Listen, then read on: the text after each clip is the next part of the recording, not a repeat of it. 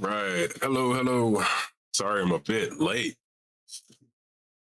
You guys got me working hard. I was trying to knock out recording a video before the stream started, and I almost got there. I mean, I'll still have to edit it later because yesterday I didn't have a video for today, but at least a live was playing. So it's all good. Welcome, everybody. Welcome back. Let's see who we have here.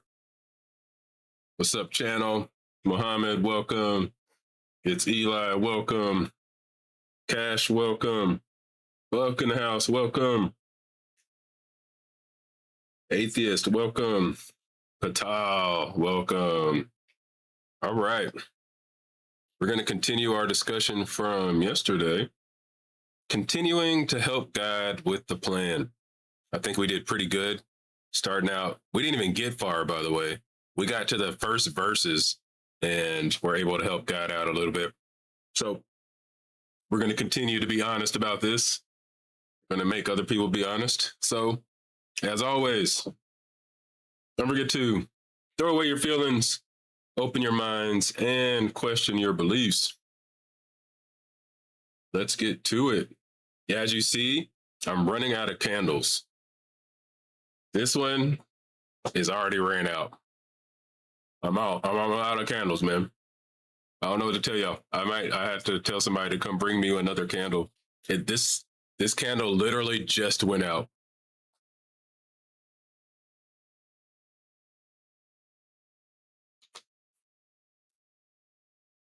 We helped God out a lot yesterday, Patel.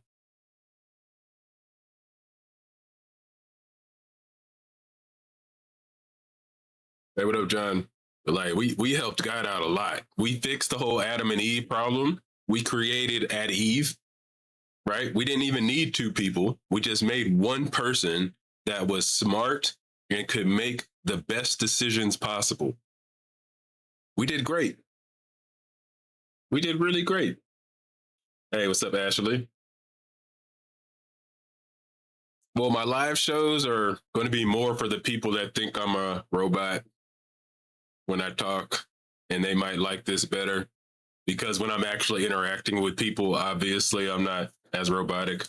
So this is for those people. What do you mean, these people? Why do I have this two things on?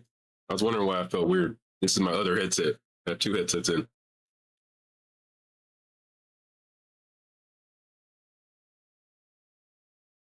Wait, we're God, so we can make one person multiply the world, right? God can do anything. Patal, do you think God can do anything or not?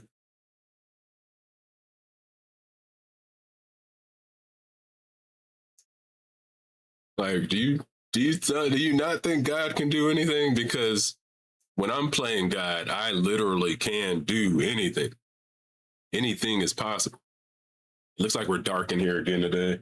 We're gonna have to put on. See if I can get somebody to bring me a small candle. I don't think it feels right without a candle. Like that is our theme right now, so I'm gonna see if I can message somebody.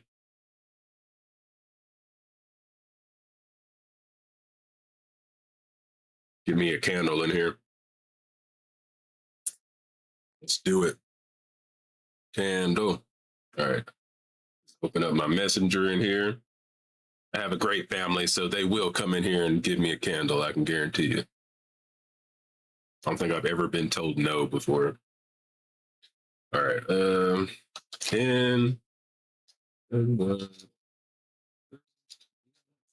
8. Candle.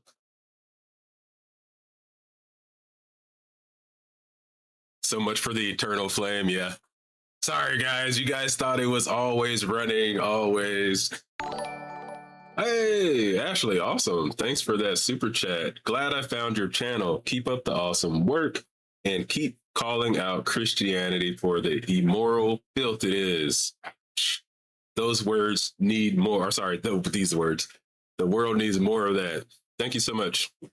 We will keep calling out honesty, right? And if that makes something look like filth or immoral, That's what it would be. I think anything would be able to withstand scrutiny. So if whatever you believe in can't stand the pressure, you might want to question what you believe in. Just saying. Might want to think about it. If you are afraid to be questioned about what you believe, channel, you really should think about it, guys. All jokes aside, everything that you believe in should be able to be tested. And if it can't be tested, you might want to put it to the side. I'm not going to say throw it away, because there are some things that even as far as science that we can't test just yet.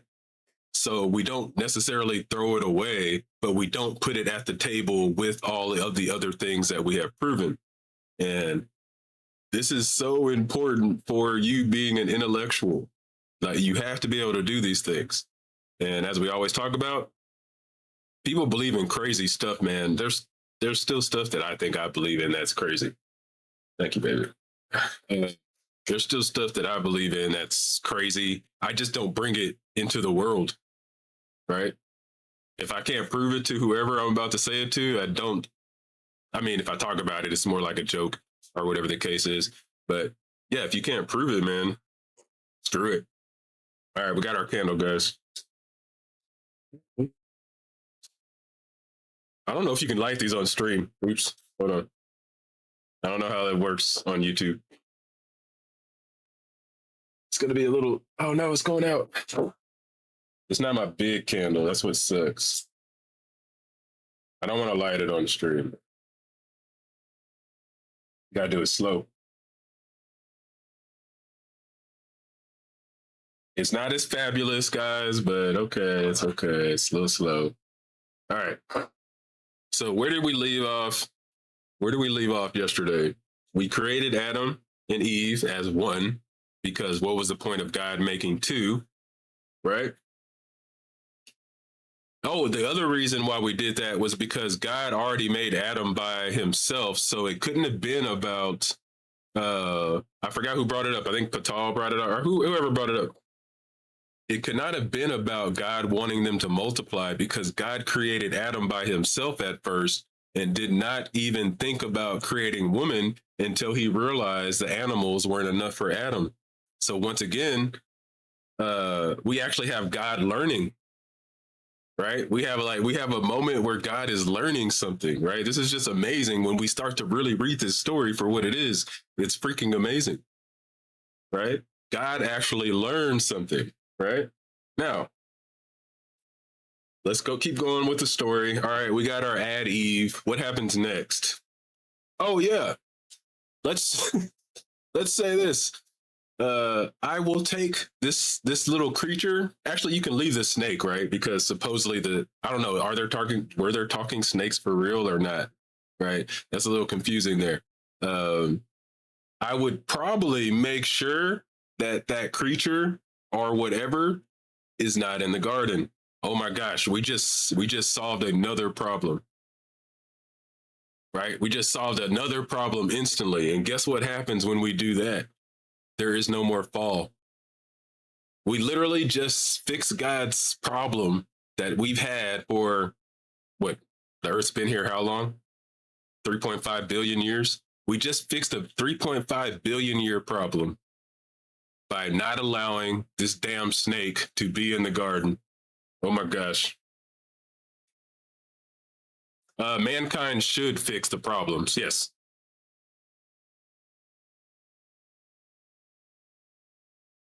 Like, we should fix our problems because no one's here to fix it. Yes, that's true. But we're playing a game right now. We gotta play the game. We're pretending that we are God in Genesis and helping God out because God seemed to have trouble with creating the world.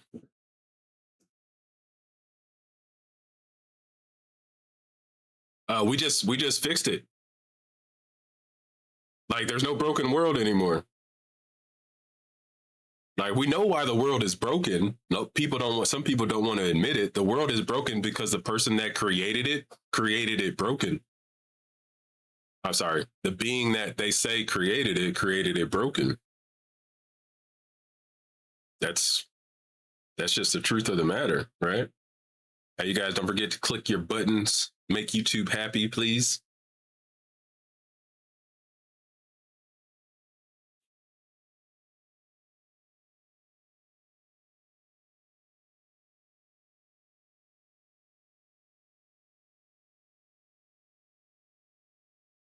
Hey, we're not even to that part yet. Hold on, hold on. Are we saying that evolution is ridiculous, but not saying that the Genesis story is ridiculous? Please don't tell me y'all are saying that. And if you're saying that, please hop up. Discord is open for anybody that wants to join. Please join if you are telling me that evolution is crazy, but Genesis story is not. I would love to speak to you. Let's do it. Who's ready? Who wants to talk about that?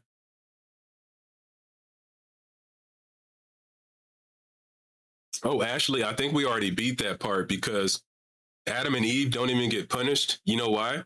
They don't even make a bad choice because as God, what we did is we created them with the wisdom that God has.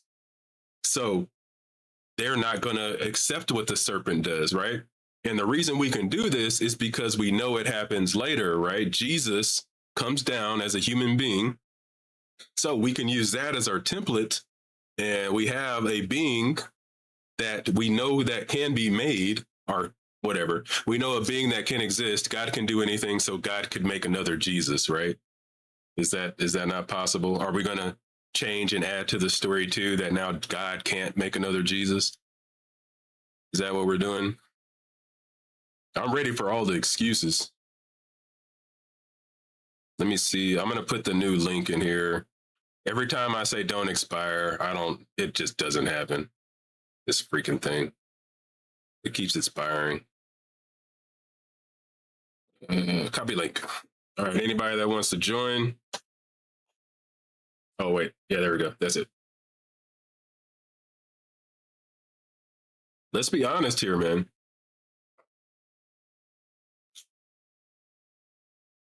Yeah. I said if Jesus wasn't made, that's fine. God obviously could make another Jesus because, oh, hold on. No, Jesus was made. That's not right. Jesus was made. Why did he have to be born from a virgin? That's literally being made. I take that back. I never even thought about that. Jesus was made. Yeah, 100% Jesus was made. I don't know why I've never thought about that. Yes, Jesus was made 100%. Thank you.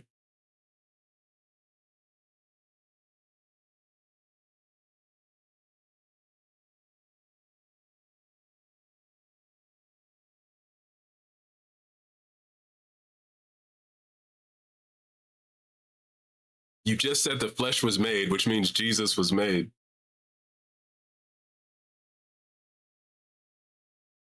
That's being made. That's being made, bro. That's being made.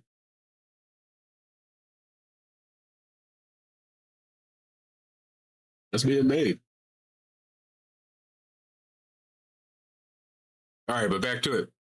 I'm going to give that to you, Weeping Spirit. I'm not even going to really argue whether Jesus was made or not. Do you believe that God can make another Jesus? Do you think, you know what? You think Jesus is God? Fine. Can Jesus make another Jesus? How about that?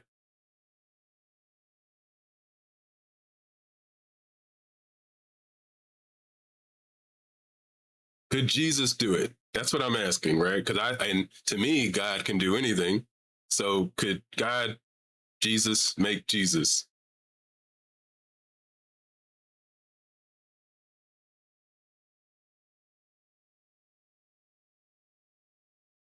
It's a fair question, I think.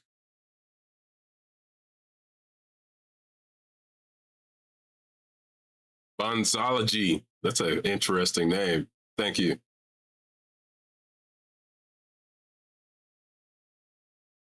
We're having a good time here. We're going to make people honest, but I'm going to be fun about it. It's like, I don't know. I'm going to be fun. We're going to have fun.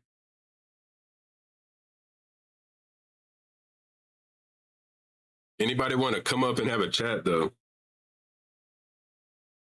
So God is limited in your view. That's fine. All right, so all right, let's give Weeping Spirit that, right? She's trying to be honest, so I'll take it. So okay, so we're not allowed to make another god. Okay, but I think we already solved a few problems, right? We made Adam and Eve have almost perfect knowledge, right? Since we can't make them have perfect knowledge, that's fine. But my at Eve would be able to not be tricked by the serpent. So we defeated the serpent, right? We defeated the serpent. We got the serpent defeated. Now what's the next step? What happens?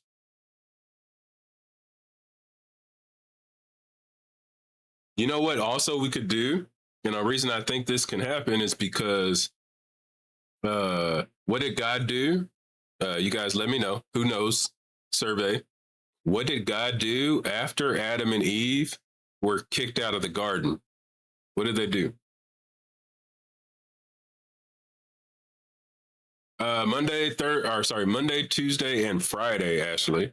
Just hit that notification button and you'll know when I'm going live. It's a commercial.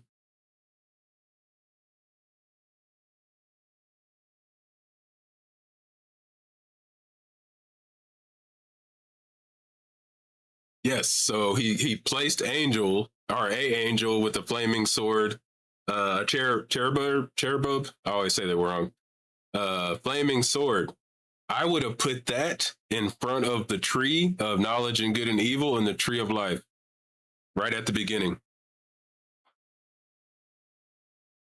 Right at the beginning, that angel is already right there, good to go.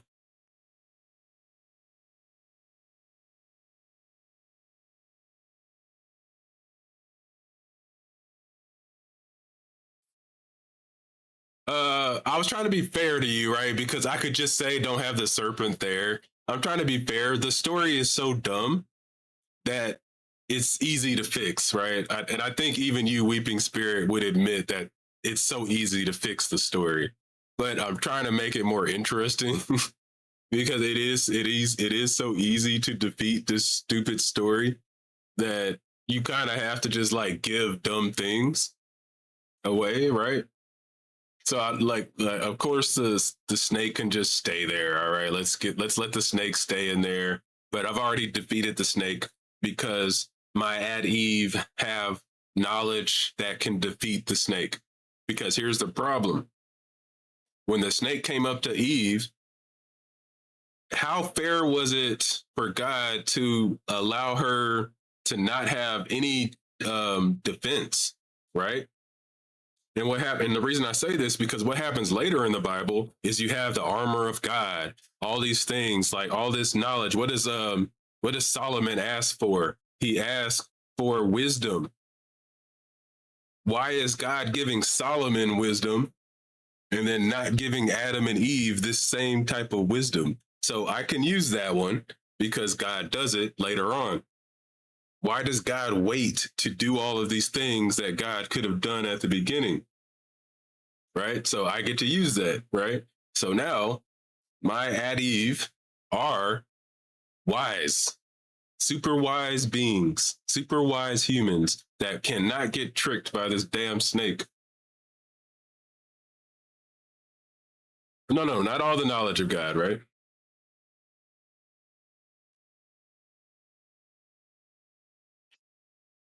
Right? Like she didn't not, or I say I'm being fair with you. Like you just told me that I can't make another God, so fine. Like if the rules of being God, you can't make another God. I can kind of get that, by the way. It's like the same thing as can God make a rock that he can't lift? Cool. I'm with you. But I can do something else that God did in the Bible and just make it done in Genesis, right? Literally, the whole story is fixed if God just does what God does later, right?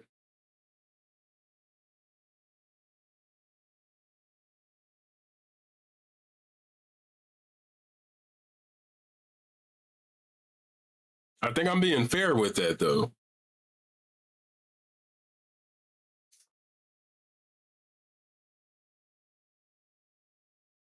God's powers fade away, you know.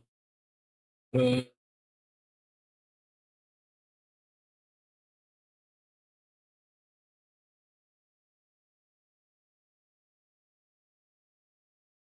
well, okay, well tell me what I created or where what I created messed up. Let me know that. What did I like? You have to give me something that messes up so I can try to answer it and fix it, like God does. Right? We're really playing out the story right now, so we're still good. Like in the Genesis story, let me know where I made a mistake, right? And then we'll see if I can answer how we could have fixed it. Remember, I am a God that would admit that I did wrong. I'm different. Just like as a father, I admit when I did wrong. What kind of good father does not admit when he was wrong? Hmm. Yeah, you're a shitty father if you always say you're correct. Yes, that is true. Excuse my language. Excuse me, not excuse me.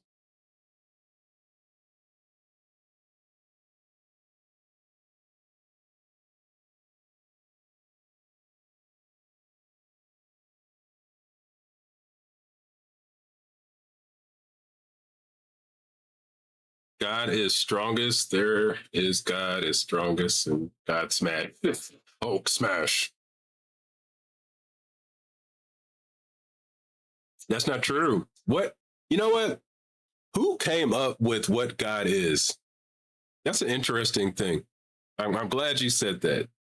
What? Where does it say? And obviously we would have no proof of this. Why would it be that a God could not be wrong? I think the Greeks had it a little bit better. Like the Greeks admitted that gods could be bad, gods could be wrong, and gods could be evil. So who come up with this crap that God had to be good and all that?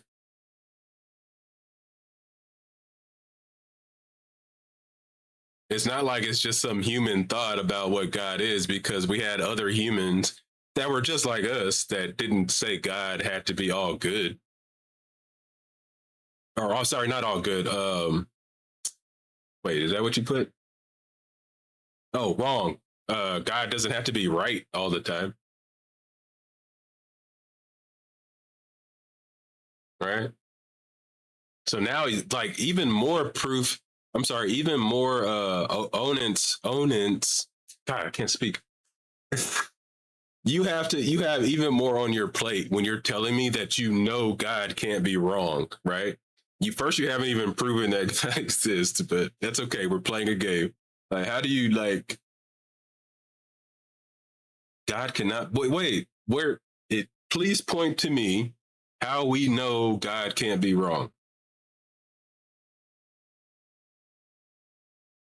And not don't point to the Bible. Wait, are we still playing the game or not? Because you guys seem like you weren't playing the game. You guys weren't playing it fair. You guys kept going off track. If we're playing the game or not. Now are we just getting into God subjects? What are we doing here?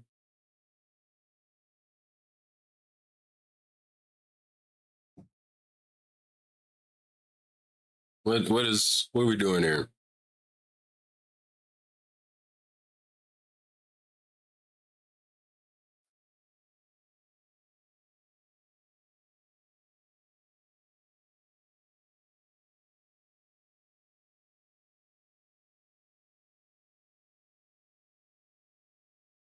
Does nobody want to chat today? Come on, people. We had our Mormon. We had a Black Hebrew Israelite yesterday. That was my first. Well, it was my first talk with an admitted Black Hebrew Israelite. I think I was speaking to another one the other day, but he wouldn't say it, which is strange because usually the people that only don't admit what they believe in is when I talk to people that follow Islam. Like when I speak to anyone that follows Islam, they almost certainly don't like to say the God they believe in.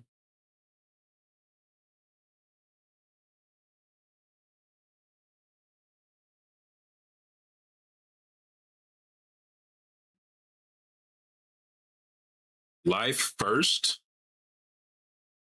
I don't know what that is.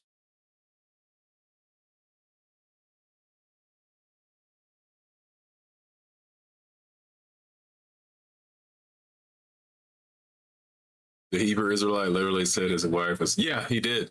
He said his wife was going to burn, and he said, F it.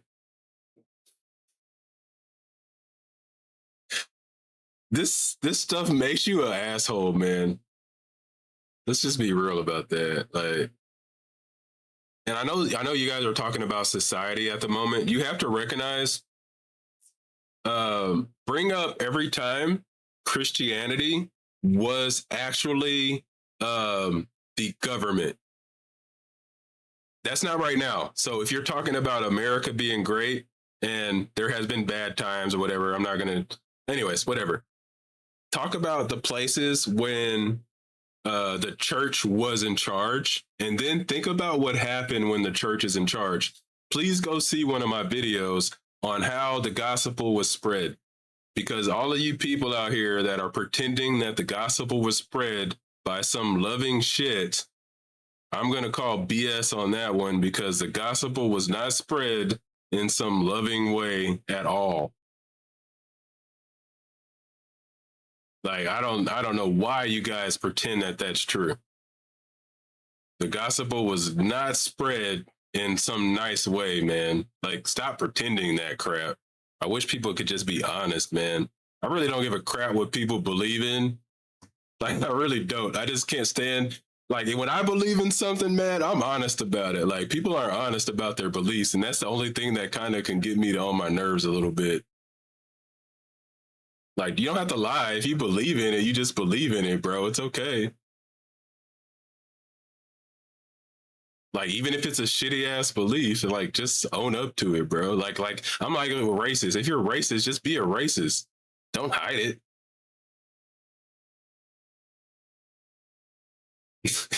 Don't hide it. Like, be a racist, man. Did I say gospel wrong? Gospel, gospel.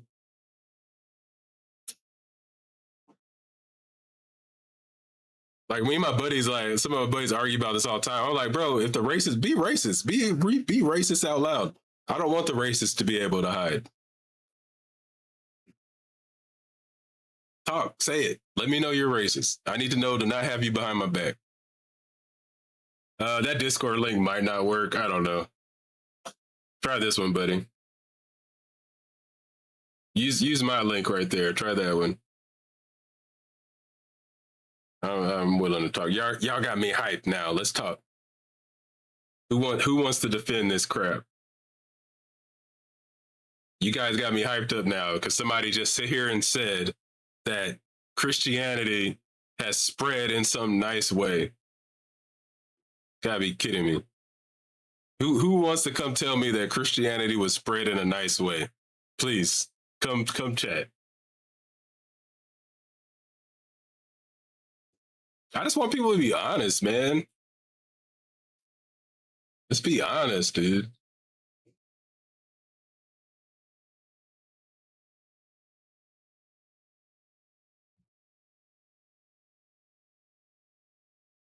Don't be afraid of what you freaking believe in. And if what you believe in is shitty, admit it.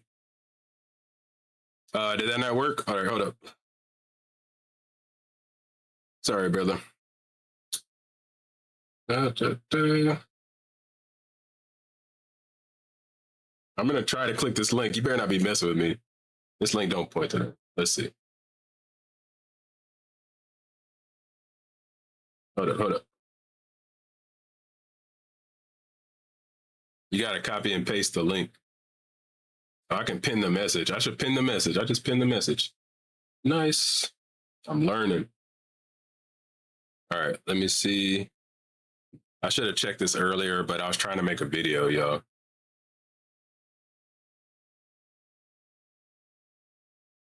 All right, screw it. I'm doing it this way. I know what I'm doing.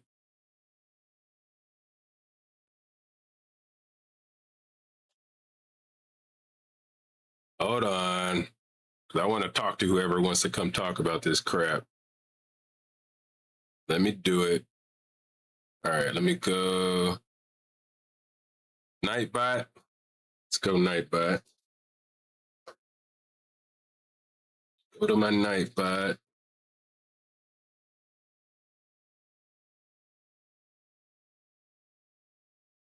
Oh, that's why.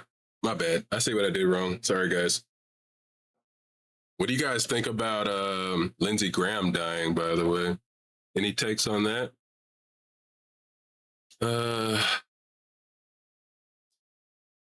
What am I doing? Nightbot. Commands. Let's see, Discord. Let's put the link. All right, let me grab the link. Hold up. Be patient, guys. Why is everybody always rushing me? Just kidding. Copy. Why is it doing that?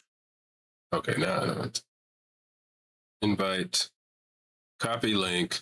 Got it. All right, so I'm gonna remove my pin message, and I'm gonna unpin,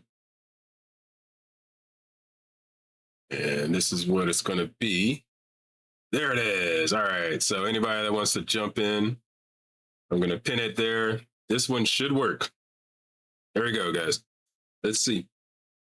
Who is, can't see, my camera's like right here. Oops.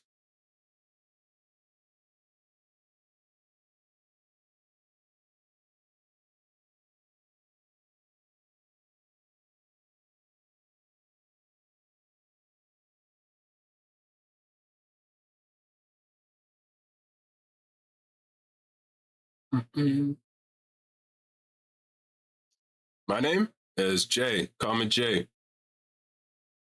As always, I'm Jay. Don't forget to throw away your feelings, open your minds, and question your beliefs. Yeah, that's me. That's my commercial. All right. Who's coming in? Somebody was like, let's go. I'm ready. All right. We got Patsy Cline. That's an interesting name. All right, Patsy Cline. Let me get my box in here. Get this one. Yep. We're gonna bring Patsy to the stage. Make sure you unmute yourself. Can you hear me? Yes. All right. We got somebody. Welcome. Okay, I'm a girl, first of all. Say it again. I'm sorry. I'm a grown woman, actually. 67 years old. 67. Congratulations. Yes, I am, which means I have wisdom. Now you are cutting out a little bit. Let's see if we can get your audio fixed here. Are you kind of like away from the mic or? Can you hear me better now? A little bit. Let's just try. We're gonna try. Is Patsy your name? You mind me calling you? I call you that, or? That's fine. Do you want me to put headphones on? Oh, let's try that. See if it works. I just want to make sure people can hear you. That's all.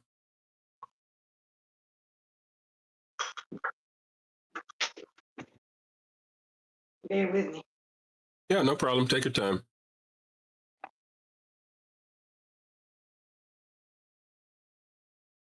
I am a man that does not rush much.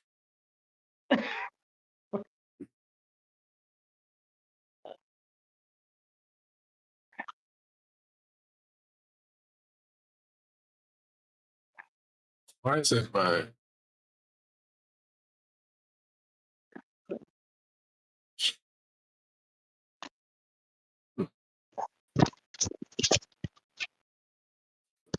Okay, is that better? Oh, that does sound better. Awesome. How are you doing today? Doing pretty good. I just came on to say, first of all, I'm a new subscriber, and I think I put that on the chat. But I'm not a Christian at this point. I'm a deconstructing Christian. Mm-hmm. So I don't know if you would want to talk to me. I might talk to That's the okay. Christian today. You were the first to call in, so I will give you some time. And if I see a list growing up, I'll Okay. have you call in another time. But go ahead. Let's talk a little bit. Okay. Yeah. Because I got kind of a history. But I was born and raised in the Church of Christ, which is a very fundamental, by the book Christian church. Um, they don't take away or add to the Bible. It's right by the book. But anyway, I was in there, got baptized at 19, uh, and pretty much have stayed in it all these years. But about 3 or 4 years ago, I started listening to some of these deconstruction channels, and particularly I don't know deconstructions and Yeah, he's uh, big. ju- Everybody listens to ju- him. yeah, Justin, Yeah, and yeah, also Brandon of Mindship. yeah. Okay, Um, yeah. excellent. I love And Brandon stuff. Yeah, yeah, I do. yeah, Yeah, and anyway, I've always kind of questioned it all along. Kind of like sit on the church pew, believe it, but always had these things in the back of me. Wasn't quite sure if I really believed it. So, but anyway, the more I thought about it, I call it critically thinking about it instead of just taking it like blanket truth, which is what Christians do a lot. can I ask you But something? I'm sorry. Can I ask you? Okay, because I think it's very interesting. I'm 41 myself. Mm. I think it's very interesting that you kind of just did this, or you said this was when Just you're did. okay. How did I that? just did this about 4 years ago. Yeah, how did was that tough?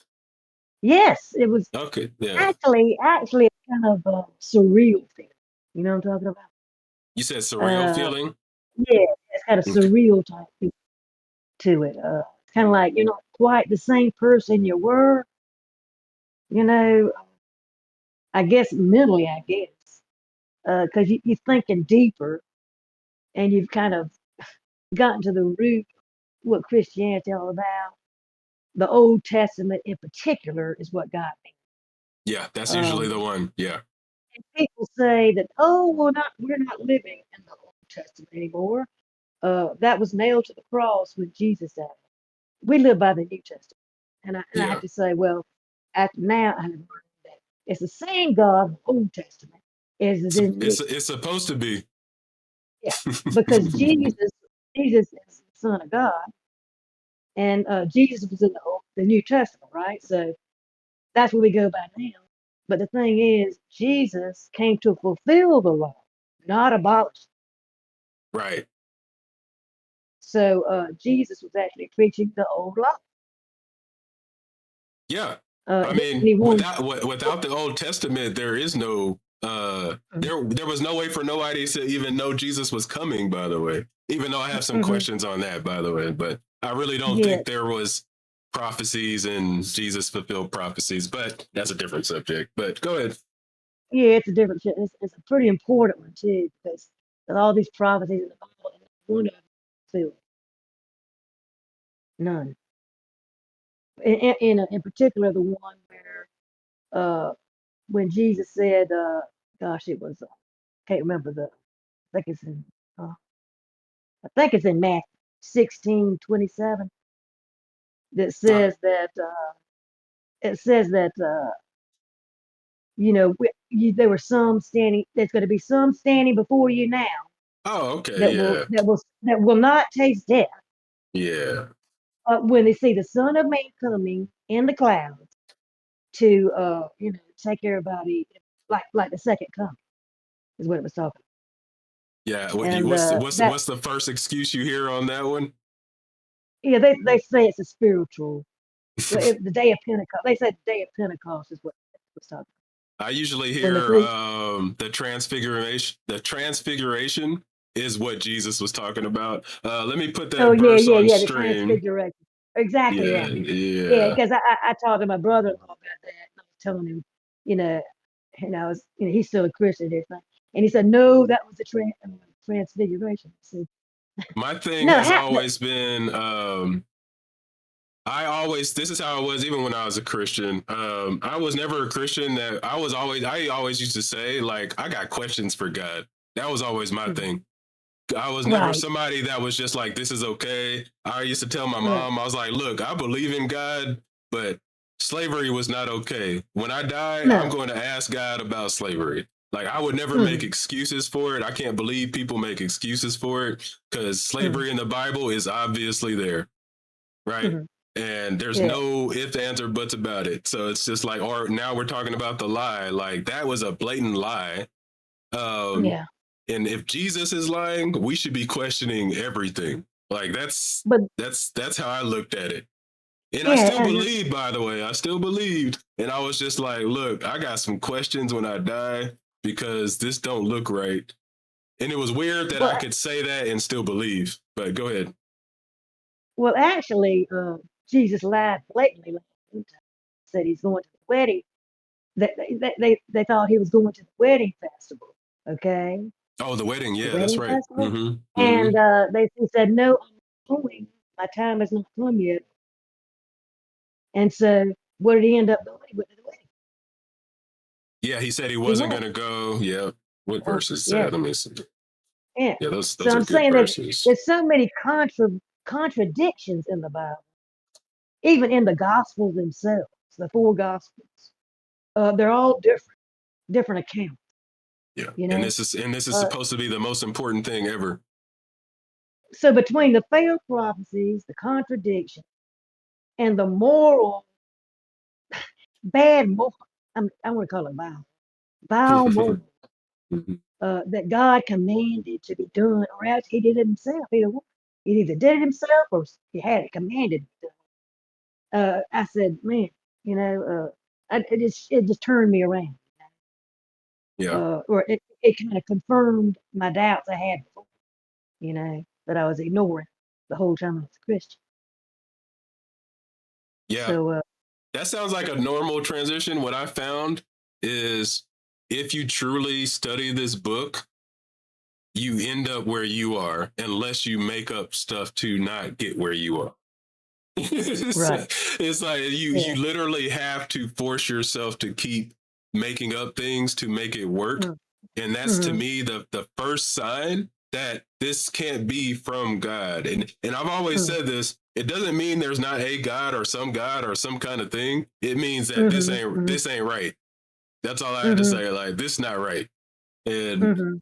that's all, like, that's kind of how I kind of tackle these things. And obviously you got in there too.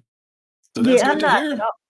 I'm not all at all against the idea of something that created this world, this existence. I'm not at all against that. But it's this God of the Bible, or God of Hindu, or all these other things, Yeah. that have these rules and regulations and all that kind of stuff. I think as a creator that just kind of create it, but just let it go. Just say, heck, there you are, that kind of thing. Yeah. That's a possibility. But Okay. but what bothers me is the bottom line. I won't keep it too much longer. The Yeah, bottom line, you're cutting out a little bit, so I want to make sure we finish up with you, but I want to make sure I hear you. So go ahead. I'm gonna put it real close. Yeah. Can you hear good now? Yeah, go ahead. Okay. The bottom line is the way I see it. Nobody asked to be here in the first. Nobody asked to be created in the first place. Mhm. God took it upon Himself to create humans, Mhm. humankind. He took it upon Himself to do that. That was His idea. Okay. Mhm. And so we're brought here involuntarily, and then we are forced by ultimatum to believe in Him. Yeah, right. Okay. To and, love, and to be love, to forgiven love. and be forgiven for Yeah. things for rules that He put in place. Right. Okay. And if you don't, you're going down. You know, It doesn't it's make sense. it's a very ultimatum situation, and that's not love. There, it's not love. You don't No. love It's somebody and give them an ultimatum. well, to You just don't me, do it. like to love somebody, they have to be there. So Mhm. it's just like there's somebody I don't love right now that I've never met. Like I can't love that person. So it's just Mhm. like it just is what it is. But yeah, I appreciate it, Patsy. That's good. I love hearing people's stories. And But to be honest with you, be truthful about it, the deconstruction process uh-huh. is is very weird. It's a weird feeling. It's strange. Especially when you've been over 50 years like that. You Oh know. yeah, I bet. Um, Because you're but basically like challenging your whole life. yeah, it's a big step. But I mean, it just kept building up, building up, building up. All these things that I didn't realize before. Enlightenment, awareness, just kind of manifested itself. And I don't know. I guess if I'm wrong, I'll be in trouble. But I don't believe in Pascal's wager either. I think Yeah. that's a joke. Yeah, that one doesn't work Pascal's out too wager, well. Pascal's wager is a puppet. Um, you know, and if you did Pascal's wager and you did it after that in front of God, he wouldn't appreciate the fact that you took a bet, okay, and didn't really believe, okay, didn't really believe. So you just take a bet. Oh, I think I can do this just in case. Okay, that's not going to go up well with him anyway. So anyway, I guess Yeah, that's okay. it. And I'll let you go on that, but I like the Pascal's wager, so I'll say a couple of things. So I'll let you listen in the chat, and I'll kind of add on to what you just said. But I definitely Yeah, appreciate you calling. yeah. And Let me know if you one want to more call thing, back again. Oh, go ahead. Yeah, sure. one more thing, folks. You just did a video with Turek, Frank Turek, Yep. and this girl was on there. She had long black hair, and she really gave it to me. She Oh, really gave yes. it. Yeah, yeah. And I was Like sitting there. supposedly her name was like, dang, somebody put it as like Deanna or something. I was like, man, if y'all know her, I would love to talk to her. Because her disposition about it was so good. She was calm, collected, didn't let Hmm. Turek get to anything. That's Just the put key right with here. these kind of things. You got to stay Yeah, calm. That's why I always yeah, start yeah. out my videos that way. Is you can't look at these things unless you lose your emotions. So, And uh, then everything she said, I was just nodding. yeah, I agree. Yeah, right. Okay? And the main thing was when you get to heaven, none of your loved ones are there that didn't, believe me.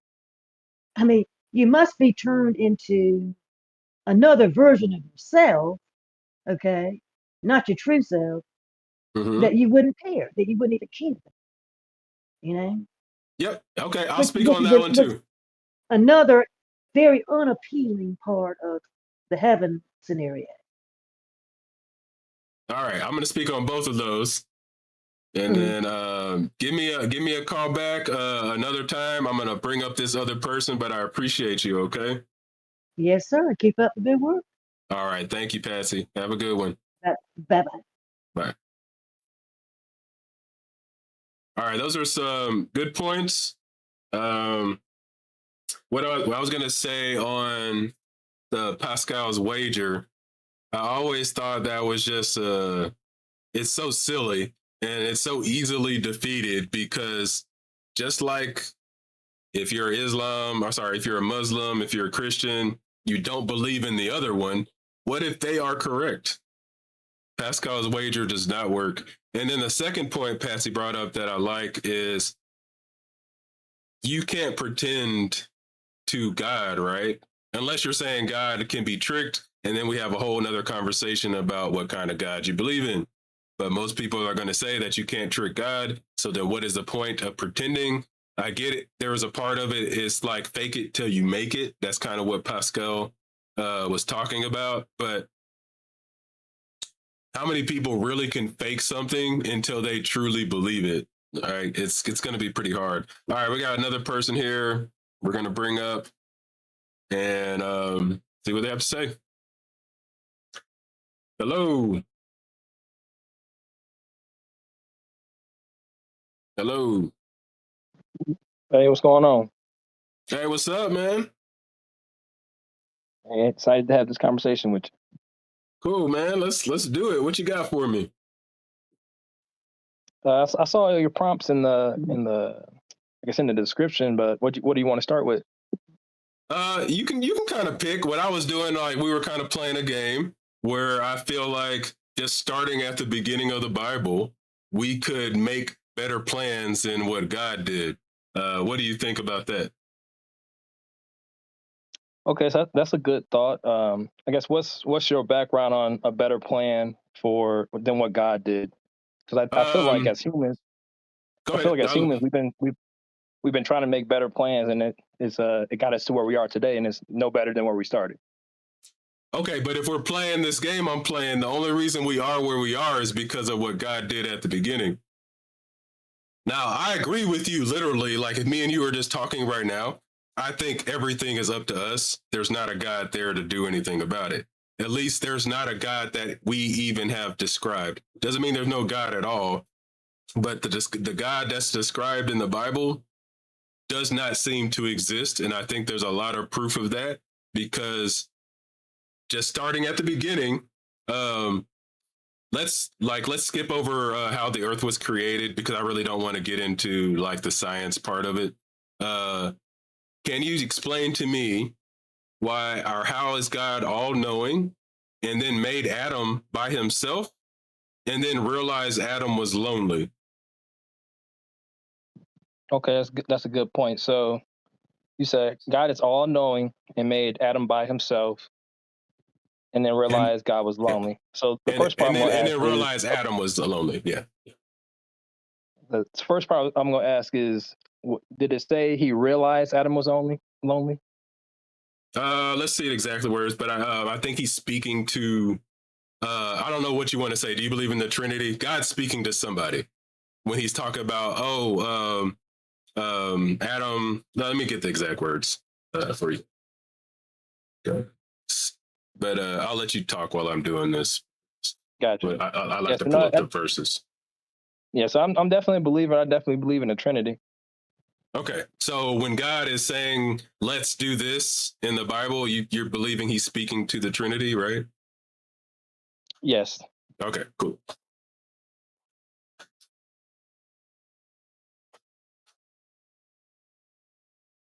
And you can speak on this part too if you already have an idea Oh, for gotcha. yourself. Okay. Yeah, So yeah. So I don't see. So I guess my premise is like speaking from a human perspective first. yeah. Genesis It's 2:18. Keep going. I'm it's sorry. it's o- it's okay when someone says they realize you can be all knowing and still say the phrase "I realize something." If that makes sense. I'll let you expand on it. I might disagree, but I'll let you convince me. Okay, so we from what the Bible says, we know that God is a spirit and he has knowledge above ours. So as a human, when we think of all knowing, we think of it from a perspective of we wouldn't ever have a realized moment. But from a God that's personable and trying to relate to humans, he would say a phrase like "I realized something" to relate to this creation that he just created. Who is he talking to, though? I would say in that moment he's talking to the Trinity. So why would he say it like that to them? Like, do you think they all know the same thing at the same time, or? Yes, I guess same point. Yes, you can still say it out loud, even though you already know. Interesting. All right. So 2:18, Genesis chapter 2:18. Then the Lord God said, "It is not good for the man to be alone. I will make him a helper suitable for him." Why? Let's just say this is true. Why didn't God just do it in the first place? So another thing is I think it's all about perspective and progression because yes, you can do it all at once, but I think there's more about I think there's more to this moment than I just made everything instantly and it works. I think there's progression to it. So God has to progress towards things. No, I think his creation that he created, he was allowing to progress towards things. Allowing why? So in the same vein, where we as humans, human perspective, we don't just throw a baby into school, or we don't just tell a baby get up and walk, or we don't try to push a baby into something. We allow them to learn things. But we also don't have all power. I So tell you right what? now, if I had all power, my kids would never be harmed ever. I like legit, bro. I don't even think that's a hard question. If I had all power, my kids would literally never be harmed. Why wouldn't you do that? Because I don't think that's, I guess from a human perspective, I don't think that's realistic, right? Because but no, I'm saying human, like if I had the power like God, my children would never be harmed. Well, I guess what do you mean? What do you mean by harm? Let's start with Genesis, right? Like, say my children are Adam and Eve. I would have made sure they were so protected. First off, they just should be protected. I don't like the story doesn't make sense at all. Like, literally everything is God. So anything that happens, it's God doing it. So, but I kind of don't want to get off track here. Let me just stay here. But my point is, like, in this scenario, if I created Adam, first it's Adam, we're talking about Adam at the moment, and I would just make sure he could never be harmed, what would be the purpose of allowing him to be harmed physically? Let's just start with physically first, right? Like, do you agree with that? Like, why would you ever let your children be harmed physically if you can stop it? Would you agree with that one? So I agree, and I guess I'll ask the next question of when was Adam ever in danger? Adam was in danger after Eve got tricked by the snake. And what was he in danger of after that? The danger was not being with God like they were supposed to be. And I'm just sticking to the story because the whole purpose of life is to be with God. So the danger would be being separated from God. And then God just allows that to happen. That seems like a very crappy parent. So I think I understand what you're getting at now. So you are saying that God is allowing these things, or he is like the author of these things, or he's creating these things to happen. He has to be, right? Nothing happens without God's permission, right? We got to make sure we agree on these things, because I know you're saying you say, but I'm all about me and you agreeing before we move to the next step. And then because some of these things I think we should just agree on, period. And that's where I think an honest conversation is. So do you agree? Yeah, I agree. Yeah. Okay. So you agree with me right now. We're still moving along. We both agree now, right? Yeah, I'll make the statement. I agree that God allowed these things. Got it. Okay. So next step would be, since God allowed it, since the only thing we can do as human beings is compare to humans, would that be okay if a parent allowed their baby, these are babies, their baby to be harmed? In certain circumstances, yes. Okay, and I can agree with this. I'm figuring you're going to like something like your baby needs to go to the doctor, the dentist, or something like that, right? I'm going along the lines of babies need to learn consequences just like adults. All humans need to be able to understand how cause and effect works. Oh, but wait, hold on. You're missing the goal. What was the goal? Remember, everything's about goals. What is the goal of God's creation? Why did God create? Oh, you got me there. God says it, right? Let's make man in our image, right? Okay, yep. Okay, and then why would God want man in his image? So, well, big picture is to glorify him for his glory. Cool, thank you. You got it right to my point. You're being honest with me. I like it. So if the whole purpose is to glorify God, it sounds like a lot of this other stuff isn't necessary, which makes me think the story, right? Because we're right at the beginning, by the way. This is why I think the whole Bible is BS, because right at the beginning, everything gets destroyed. Because I'm told that the whole purpose of God and my relationship, or Adam's relationship, I'm not even in existence yet, was to glorify God and have a relationship with God. And that's what they were supposed to do. So if that is my goal, why am I adding in all of these other things when that goal can just be a possibility? And then, like, and that's why I brought up the baby thing, right? If somebody says, I'm having a baby because I just want to love something, and then they treat that baby like shit, like that's horrible. Like, first, So it's already crappy that you just had a baby just because you wanted to. Like, I have kids, but I don't know if it's actually right or not. By the way, like, yeah, I think we got to drill down. I think we got to drill down a little bit, right? Because go ahead. where is he treating us badly at? You know, it says from the beginning that he made the world perfect. He made Adam us and Eve. perfect. Adam and He gave Eve us everything. Adam and Eve got treated badly. I thought we didn't agree on that part. That was the next step. No, You don't think they got treated badly? from what I read, it says that he made them perfect. He gave them everything.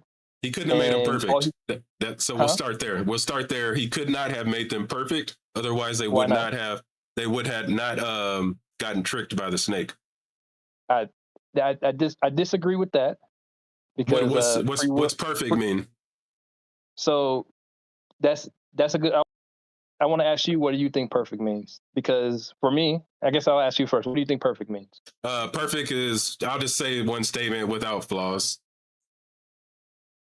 Okay, so and I'll ask you another question. So, can you be without flaws and still choose to do the wrong thing? Choice. You can still choose to do the wrong things, even though you know it's wrong or you're perfect. Yes, you could physically do it, but you would always choose not to. I would say that's not. You can still have free will, right? And then never make a bad choice.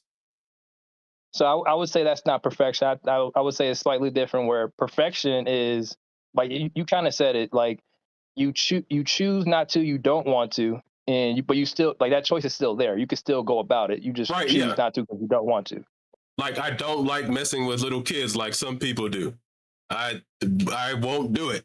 Like, but I could, of course, but I would never do it. So that, to me, in that scenario, is me being perfect. Like, I would never do it.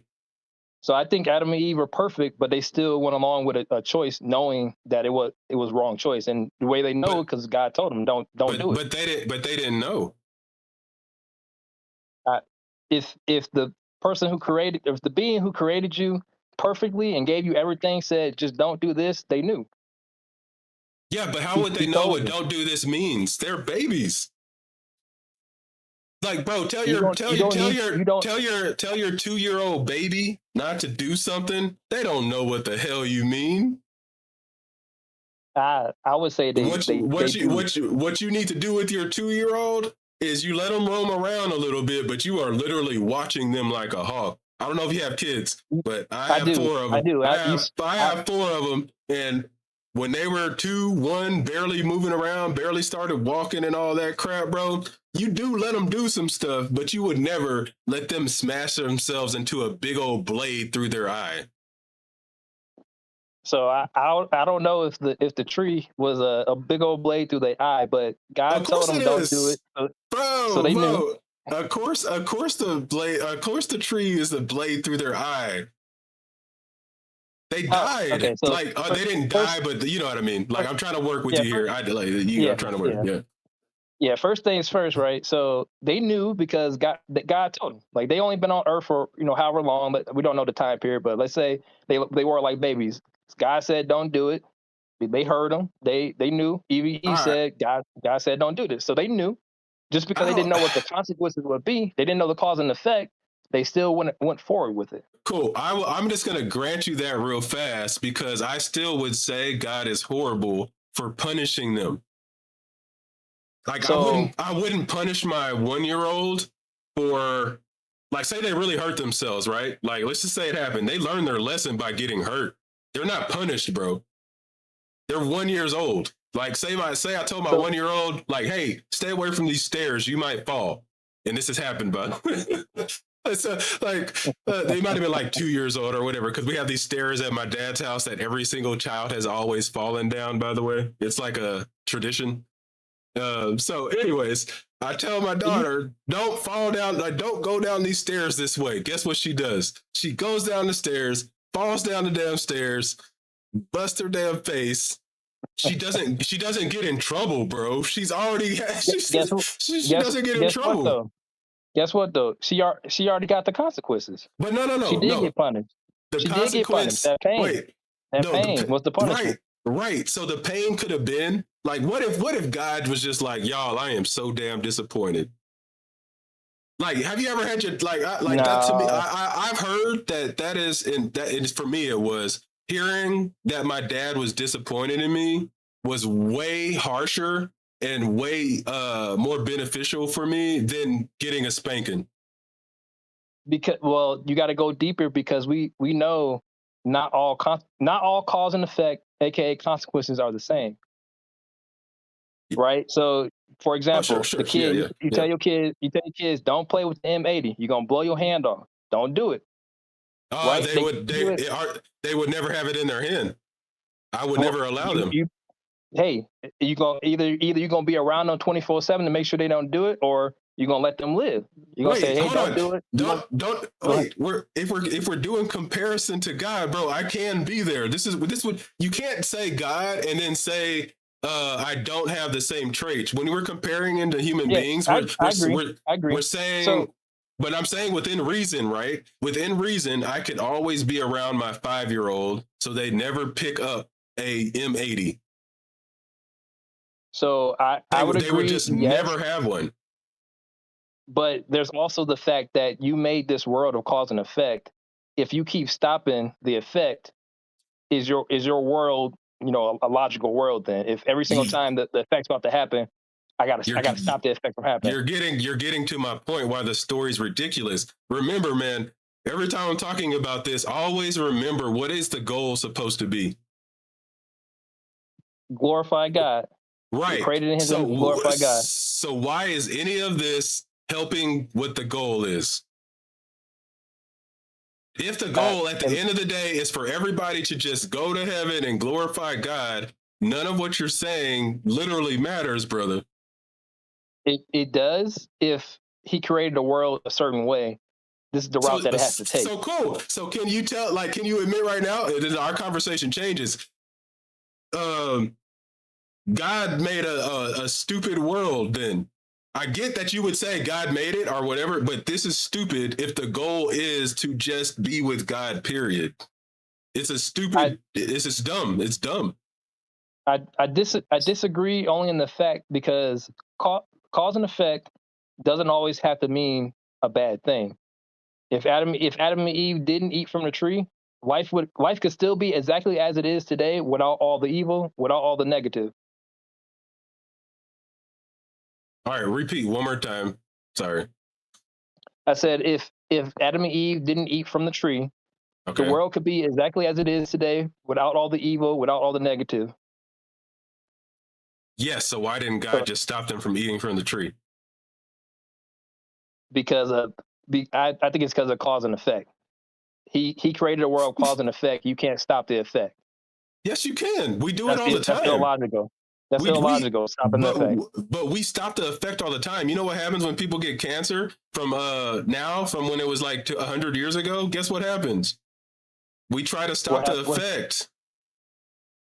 That might be a different topic. I don't think we stop. No, but I'm saying there is a cause for it, and we as human beings, that would make you a good person. By the way, you try to stop the effect. That's what helping somebody is. If the case was we are the whole point is for everybody to deal with the consequences, then why does Jesus tell you to love and care for your neighbors and to help them or anything like that? If the whole purpose is to allow something to happen to somebody, you should never feed the hungry. You're supposed to allow them to. Hold on, I'll let you speak for sure. You're supposed to allow every horrible thing to happen to somebody. Otherwise, you are going against what you just said. The whole purpose, or the second purpose, is cause and effect. How horrible of society would we have if that was the case, where it's just like, oh, and some people think this way, like, oh, you got yourself in that position, screw you. Go ahead. So I think maybe we're talking two different perspectives. So God perspective and the human perspective, Right. For humans, we do try to stop things. We do try to fix things. We do try to change the outcome. But from a God perspective, I think it's like a domino. Like once the domino falls, you can't stop it. You gotta play it all the way through. But I In my thought we were opinion, supposed to be made in God God's takes. image. What'd you say? I thought we were supposed to try to be in God's image. In my opinion, I think we get there in the end. But that's my point, brother. If we get there in the end, God should have just made it like that now. No, you can't. So same thing. You can't do that in a cause and effect world. Yes, you can. That world Because guess what? that world wouldn't be cause and effect. You know what? Here's where I got you on this one, bro. Because why didn't Adam and Eve have to grow like we do from babies to adults? You can say you're wrong. You don't have to say, no, don't do that to me, bro. I want some honesty here, man. Come on. Well, I mean, my honest opinion is because I guess from what I think, God is a spirit. No. I'm not letting you change subject, because what we just said is cause and effect was needed. I just gave you an example how God said, screw the cause and effect. I need you to stick to that one and just admit that God actually says screw cause and effect, because he did not make Adam a baby or a little cell. He made Adam a grown-ass man. He made Eve a grown-ass woman. And not to even mention, he made women twice, it seems. But anyways, you have to admit to me right now before we move on, bro, that God did not care about cause and effect when it came to Adam and Eve. You would have to go deeper on that one for me, because why does that bypass cause and effect? Because they were made as adults. Because you're saying like cause and effect is supposed to happen. So the cause is supposed to be you're born, and then you go through a progression of growing like we do. And that's the effect of being born, right? Is this progression of growing. Adam and Eve never got to do that progression, which means cause and effect were not necessarily the main motivator behind what God did. We already said what the real main motivator is, but you wanted to add in the cause and effect. The real motivator was God is a very jealous, selfish being that wants to be worshipped. I'll say it a little meaner than you said it. Like God, no, you can say it. That's not God mean to me. I think you're right. That God is jealous and God is selfish, and he can be because he created. He created everything. Do that. No, you didn't jump to that. No. You think that because you create something, you can do whatever?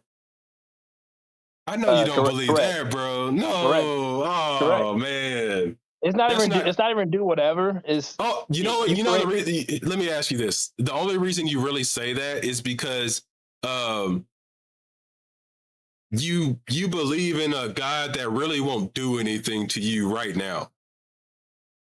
Like, I don't think you really think God will smite you right now with the lightning bolt. If you really believe that was possible, I think you would think about this differently. This is not fair. Just because you create something someone, like we might be able to do this shit in the future. Now, what are you going to say? Like when they create a baby, they can do whatever they want. When they create an animal that didn't exist, you think that's okay to do whatever they want with it? It's going to happen. So we see that with humans already. We create stuff and do what we want with it, no matter what. Like that's already happening. But that's not right, right? That's not right. It depends on what we're doing with it. That's the purpose. If we're doing it for evil, then yeah, it's not right.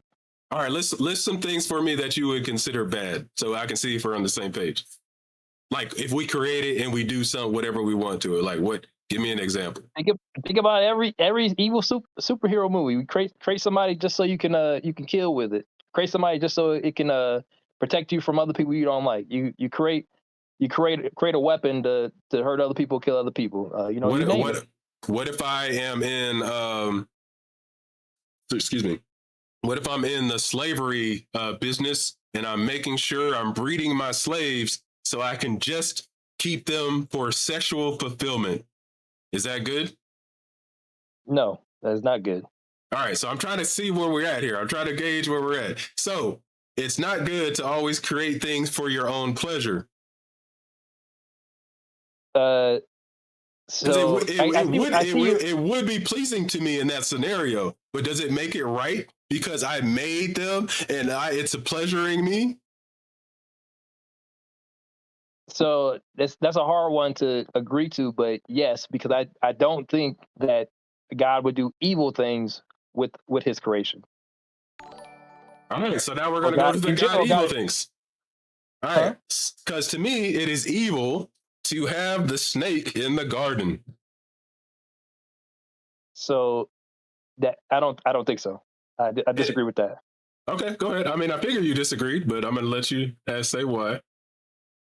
So I wanted to get into this earlier, but the Bible also talks about God being a just God. What's your Mm-hmm. definition of justice? You get what you deserve. Okay, so I would disagree. I would say justice is based off of the laws that are created.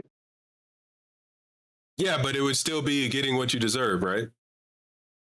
No, Like I what we think define as justice would be getting what you deserve.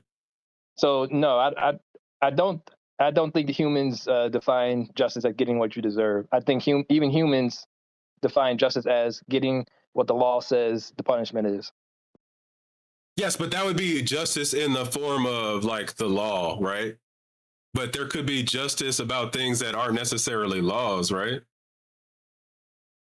No, I think I think everything is a law in the sense that it was created and this is how it operates.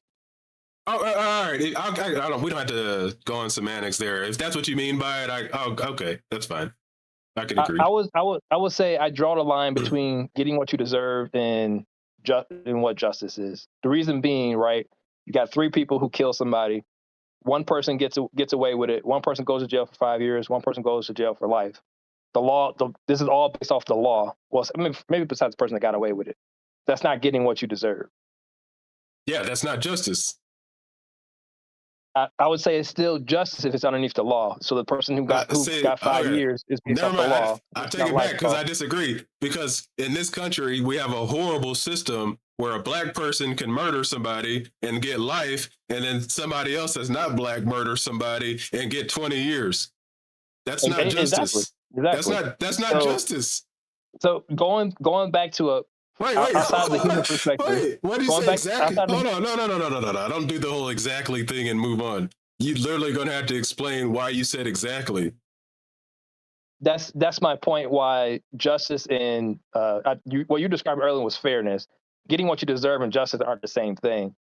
In a human perspective, it will never be the same thing. But from a godly perspective, justice is He created a law and He's sticking to the law that He created. All right, which law are we talking about? So I can say how horrible the law is. So we'll just go with the main one where it says if you sin, you die. Yeah, God didn't have to do that. Bad law. Because remember So remember the end goal is just God just wanted people to be friends. Like bro, like we're missing the end goal. If I make something and my whole purpose is for this thing to just be around me and be happy, I don't think that's right in the first place. But I'd be even worse if everything I did pushed that thing away from me. What was the point of me creating it if I wanted its company? so I guess going back to the first part where the law is if you sin, you die. What's the problem with that law? I just told you because the end goal. It's all about the end goal. You can't talk about this So stuff without it, realizing what God's the, goal is. and the end goal is to glorify God, right? Which is Was that what we? worship, praise, be with God, which is glorification. And and if you're sinning, how can you do that? Why would God allow it? I so why would God allow sin? Remember, Why literally would the God allow end sin? goal. The end goal is what we just said. There's no need for sin if that's the end goal. Like I really need you to understand that, No, dog. so because I understand it, but I think we go back to the point of like choice and free will. Like if that wasn't created, you're not freely doing it. If you can't have the choice to freely All right, go love God and not sin, let me give you another example. All right, I'm building a car, and I want my car to have the greatest gas mileage ever. That's all my goal is. Would I allow my car to go 1,000 miles per hour if my goal is for it to have the best gas mileage? What would be the point of it being able to go 1,000 miles per hour if my whole goal is just for it to have the best gas mileage, period? you got to give me a better example, because a car is an inanimate object. No, I'm saying about creating it. I'm creating it, right? The whole point is what is my goal as the creator? My goal as the creator is to build a very gas mile efficient car. If I add on the fact that it can go 1,000 miles per hour, I am going against my goal. So it's stupid. It's stupid for me to do that. You would have to give me an example where the car can make a choice, or you're creator, right? No. You're so focused on humans, and like I think a lot of Christians do that. Screw people for a second. We are talking about the creator, not people. Who gives a fuck about people right now? Excuse my language. Like, who cares about people right now? I am saying my goal as the creator is to make an object. I want this object to do exactly what I want. Why would I add on other things to this object that make it not go towards my purpose, my goal? That would be a horrible software person. I would not have you on my team. If you were a software programmer and you came with me, like I told you, like, hey, this is what we need to create, and you add in a bunch of shit that goes against what our goal is for the product, you're fired, bro. Literally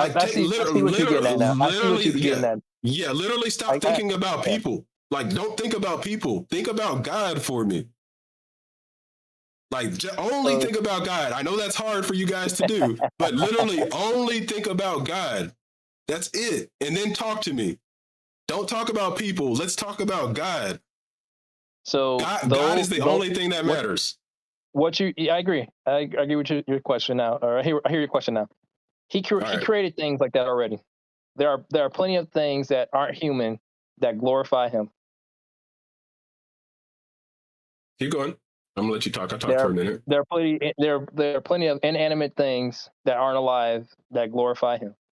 The earth, everything on the earth, every inanimate thing on the earth, the universe itself, stars, planets. Okay, can we then now? Can we decide again why God made people then? If God already had what God wanted, I still got the same question. Because you just told me God had what God wanted. Why to make people then? I guess I'm missing the problem with the creating people part. Because if God already had what God needed, because that's what you're saying. Want it. Well, why did you bring up the other things that did what I'm saying God made people for, what we agreed that God made people for? Why were you bringing up other other examples? For your example, I was agreeing on your example that you were saying, like, why would you said the car example? Why would I make a car for this purpose and it's not doing the purpose? I just don't make the car. I think he did make things exactly for that glorify him without choice, without free will, without any of that.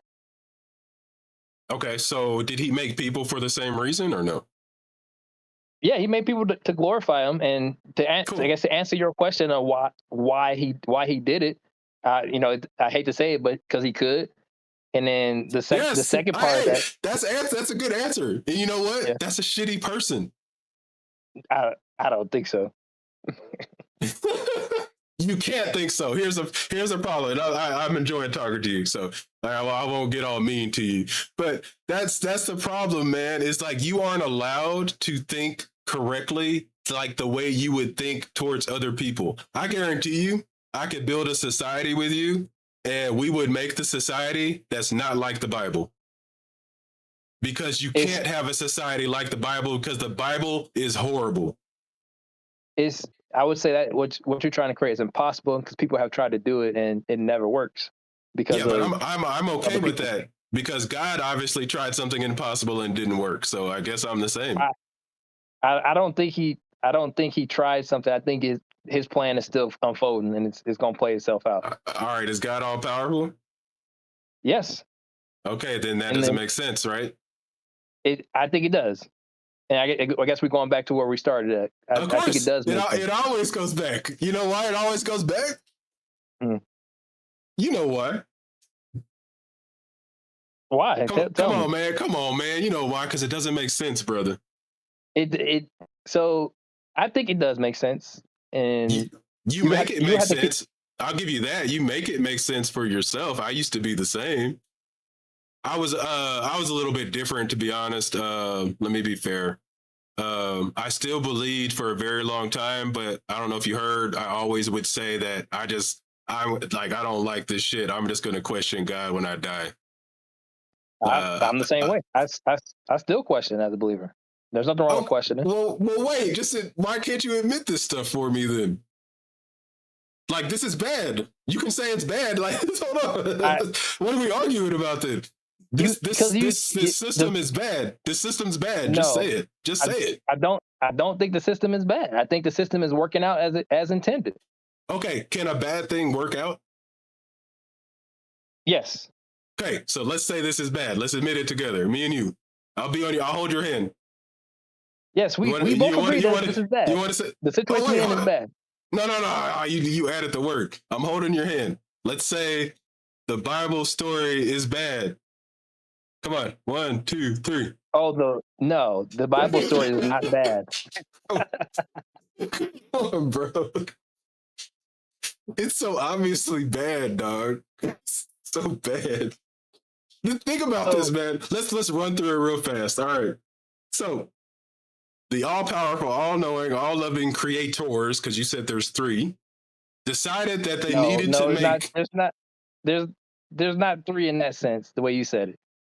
All right, I won't do that to you. All right.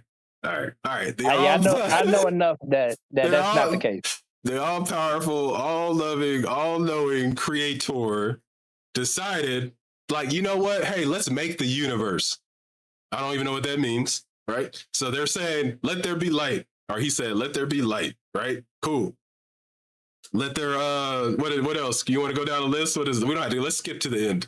You don't have to. You can skip to where you want to. All right, so Adam and Eve, he creates Adam and Eve. They sin. God knew they were going to sin. You said that's fine. God has a plan. Here's my thing at the first stop. Why didn't Jesus just come at the beginning and end everything?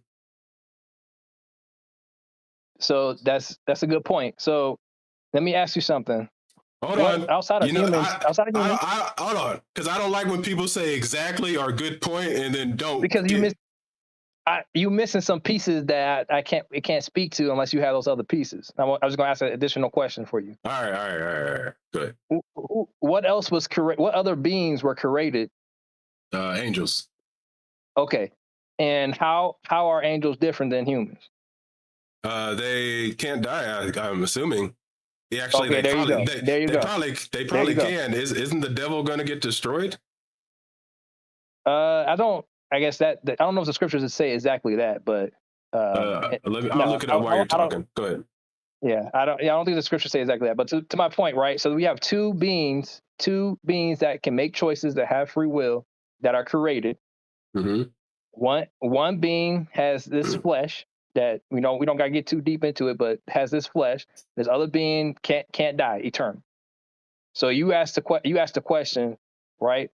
Why does it have to be this way?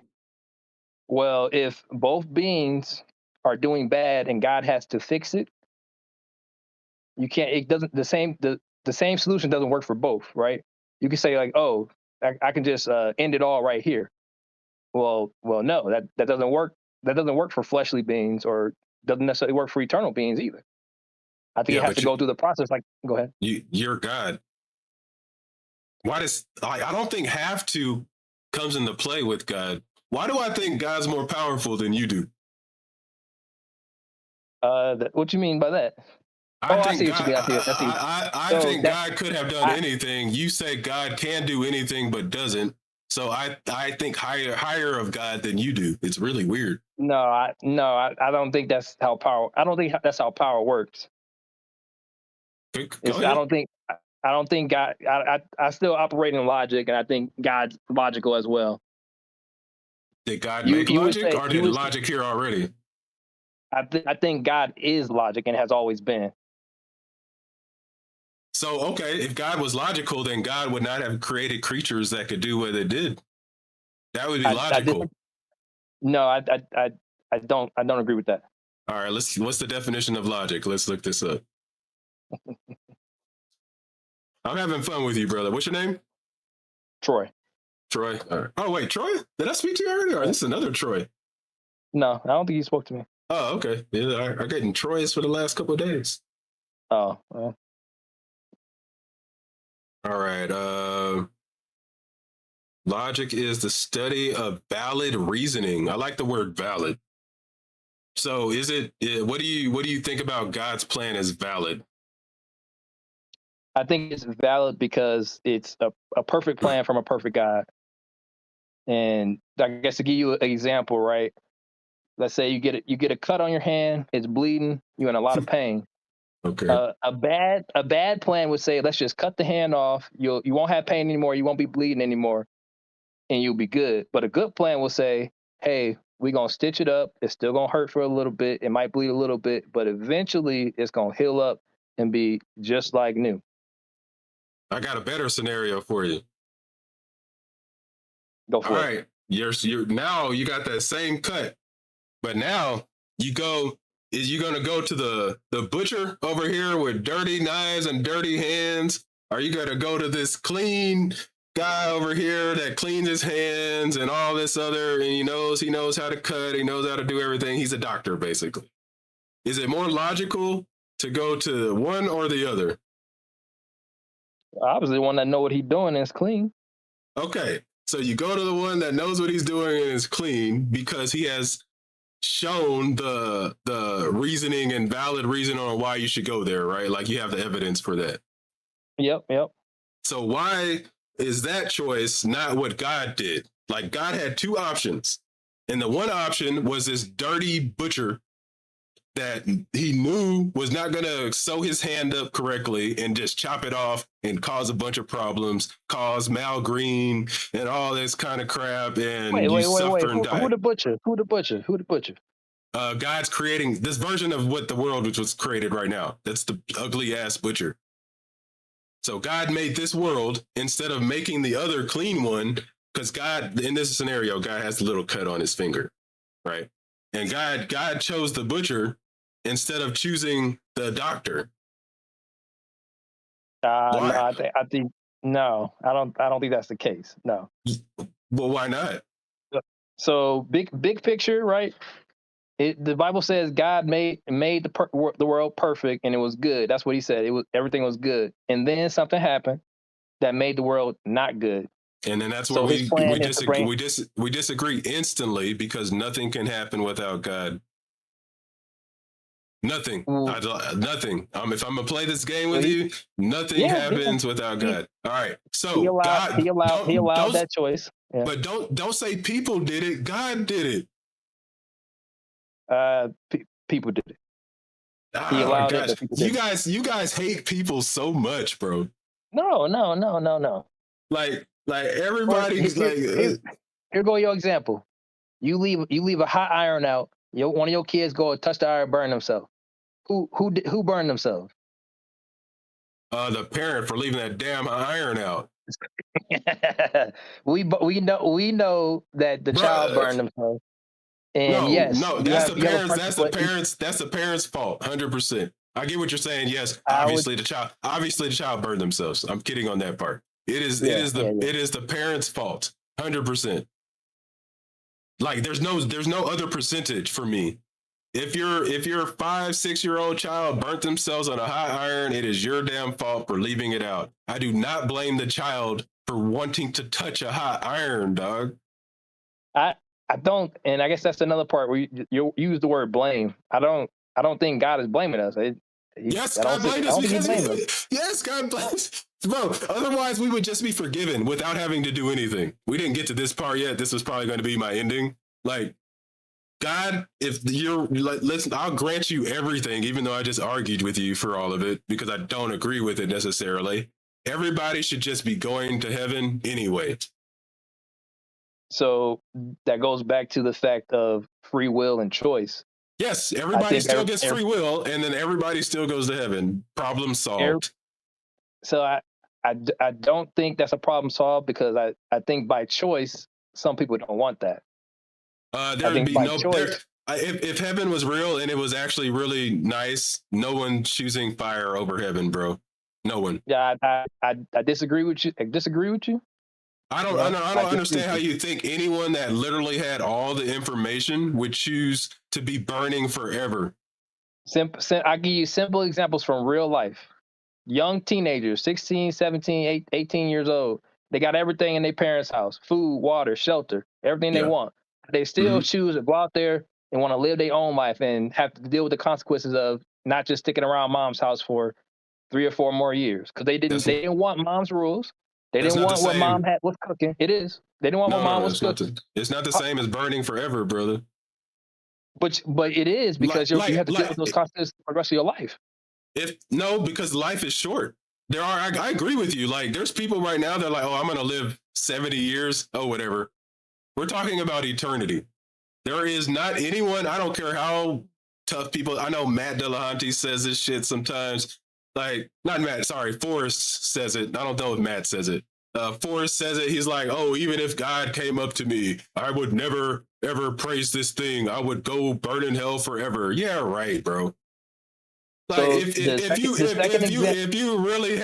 there was really the option of burning forever or going to heaven, people are going to heaven, dog. So the only other example I can give to you, which is not humans, is these angels and these fallen beings that still choose to go against God to this day. Okay. Only sucky part of this conversation is there's no way for us to prove that part.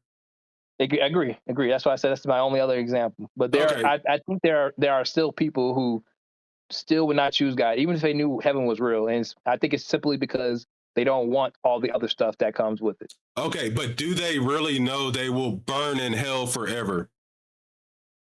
I don't think there would be an honest person that would really be being honest. And I'll talk to anybody that wants to say that. That could be my next caller. If you really want to convince me that you would burn in hell forever, I don't believe you. I don't. Sorry, I don't. So I would have that would be another conversation for another time, because I don't think for humans particularly burning in hell forever is a thing.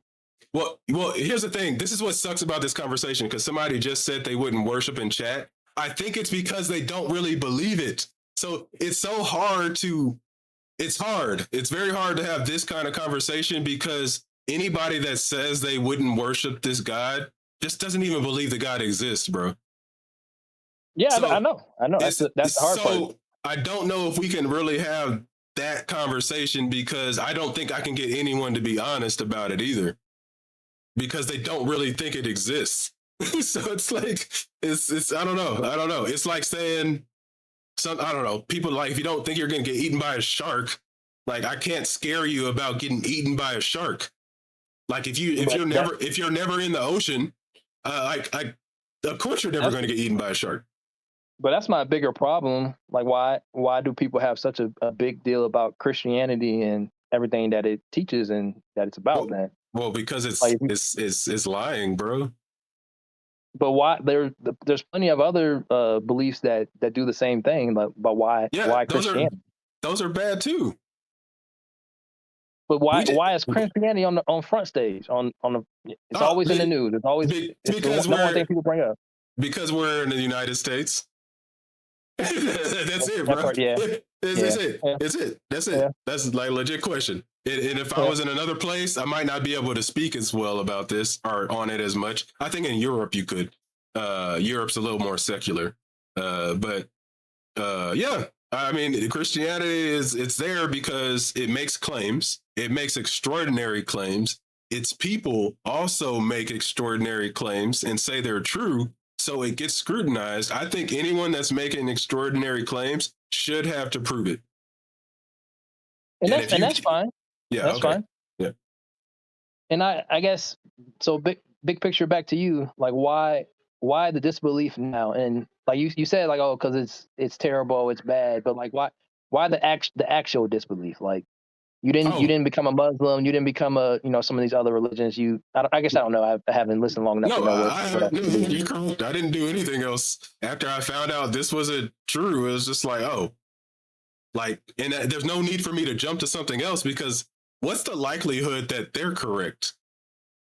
Like, like, literally, what is the likelihood that human beings 2,000 years ago found the correct God after there being hundreds of thousands of years of people being around?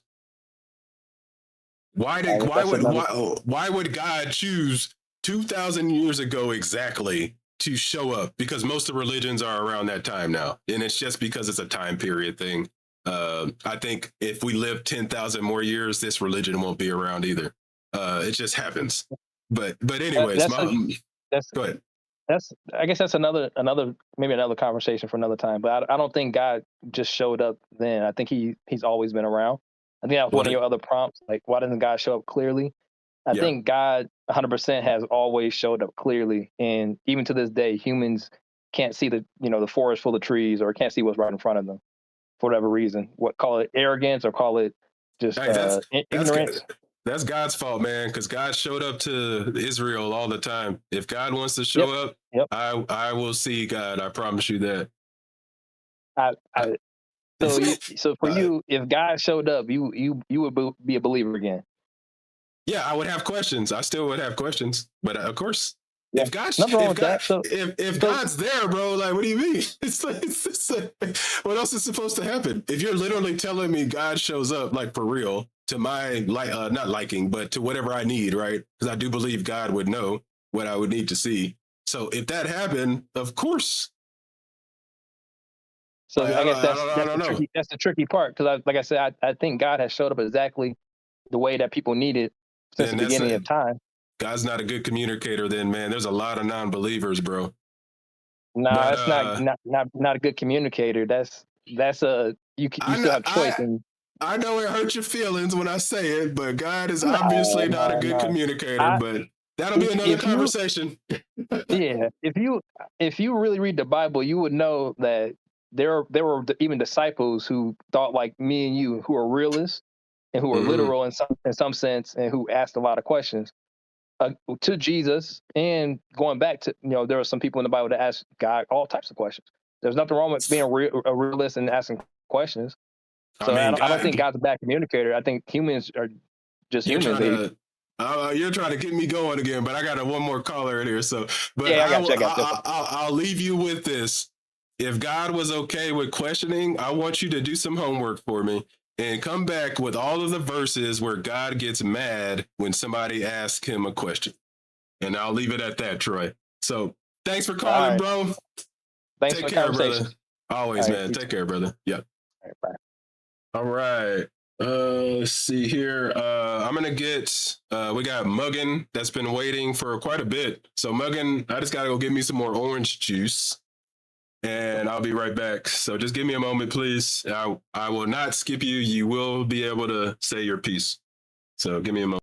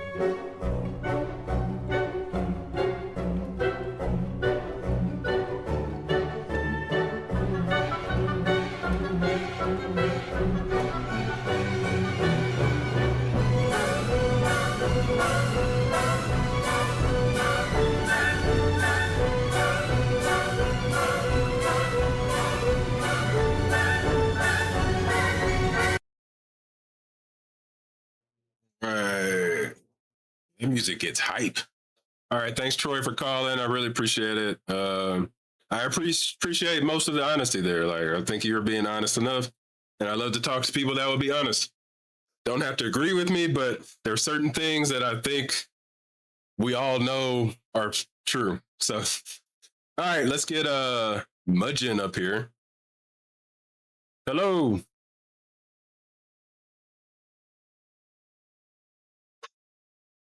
Check your mic.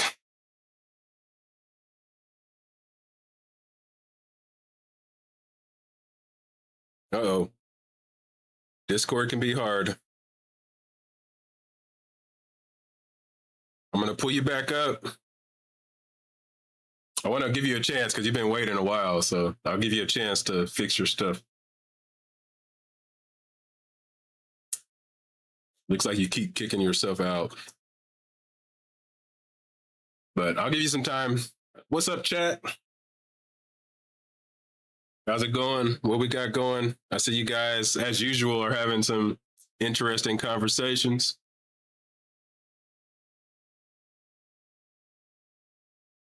Hopefully it's going good. Everybody, just be respectful. That's all I ask. And answer questions. I don't like this whole I'm going to preach instead of answer questions. So somebody asks you a question and you're claiming that you have the answer, answer it. Truth should be scared of nothing or anyone. If you have the truth, show it. If you have the truth, prove it. Right?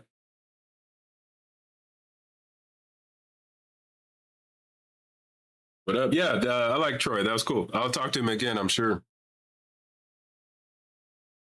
I think he's going to come back hitting hard next time. So I like it. All right, Mudgeon, are you ready? Tell you what, bro, our sister, I'm not sure. Go to the little icon at the bottom. It says input options. You should see a little microphone. Click that. Go to input devices. Make sure that is on the right thing. And then go to your Windows settings and make sure you turn off all your other default microphones. And that might help you. Hey, Patsy, welcome back. We're just having a good time. And then when you're ready, message me in the live chat and I'll pull you back up.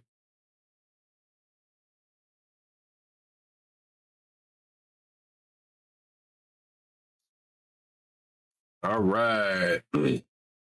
How's everybody doing? Let's get a poll going. I know everybody hates this poll, but we're doing it. Don't forget to go check out the latest video. After this stream, I'm going to go make another video. So we only have about like 30 more minutes, guys, because I hate not having a new video out. And I felt disgusted all day that I didn't have a video out. You guys do not know how that makes me feel. Like I have so much in my head that it makes me feel disgusting when I don't have a video out. I want a video every freaking day. Like it literally ruined my day that I didn't have a video. I forgot to add a question mark. Dang it. You guys know what I mean by that poll. I forgot to add the question mark. Oh, I hate when you guys hit no. Even if you don't like me, you can click yes. Come on, man. All right, let's try Mudgeon again. You waited so long. I'm going to give you a lot of chances because you waited a while. So I'm going to try to give you some chances. Hello? Nope. Maybe you're just not ready because you keep going right back down. Let me know when you're ready.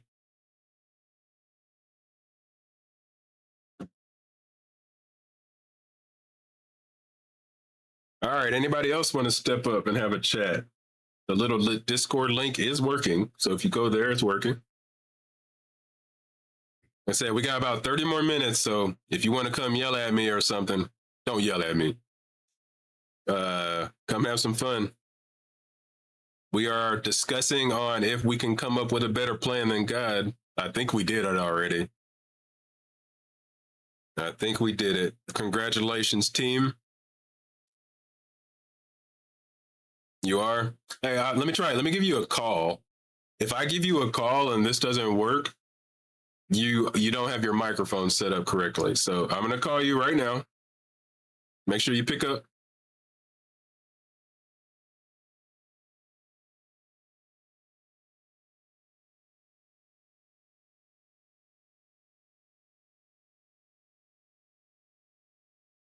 No, no.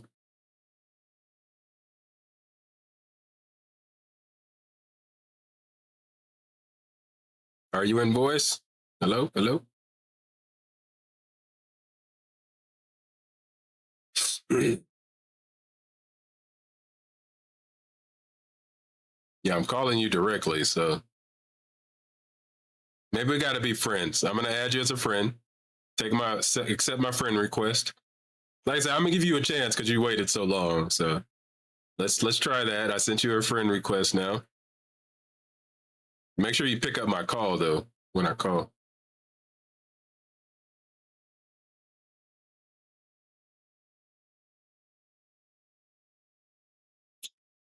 What's the debate going on in chat? You guys are typing, bro.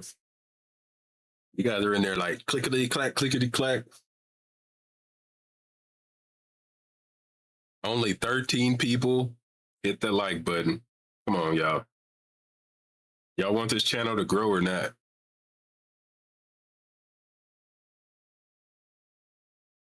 All right. All right, message back. Got friend. All right, so drop out of that other. Here, I'm going to drop you out of there, and then we're going to call. I'm going to kick you, but I'm not kicking you to be rude, okay? So I'm disconnecting. Now I'm going to call you directly. Let's see. Hello? Still not working, bro. That's tough. Yeah, if this doesn't work, the reason I do this is because I know it has to be something on your end. I don't know. You might want to do a computer restart. I hate to say that, but I don't know. Your microphone's getting stuck somewhere, and that sucks. But like I said, I'll be here a little longer. And if you jump back in and have everything good, I'll let you join. So if not, we'll be back on Friday too. All right, well, we tried. Anybody else want to take his spot?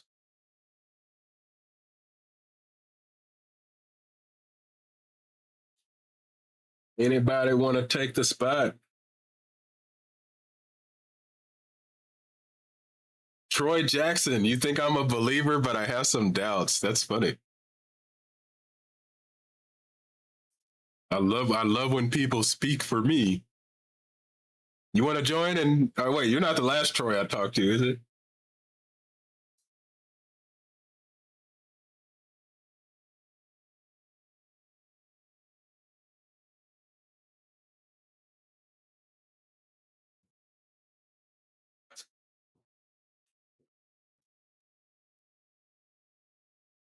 How would you feel if I said you're not really a believer, by the way? Is that okay for me to say that I don't think you're really a believer? I think you're just as smart as me and that you know that the Bible is false? What would you say to me then?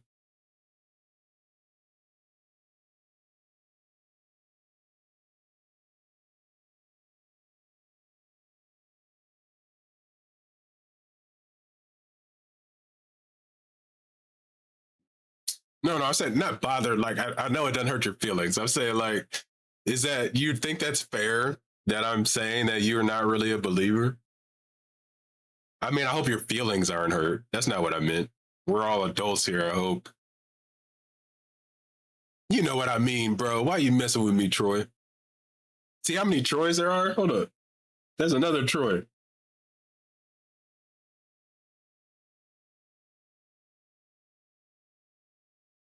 Oh, wait, you're not a believer? Oh, my bad, bro. If you're not a believer, then never mind. I'm completely. I guess I was right then. My bad. You tricked me. All right, you tricked me. You tricked me. Yeah, if you're not a believer, no kidding. Yeah. He's trying to call again, so let's see. Hello? Hello? Did you take that advice in there? Go to your settings and take away push to talk? Like turn off push to talk?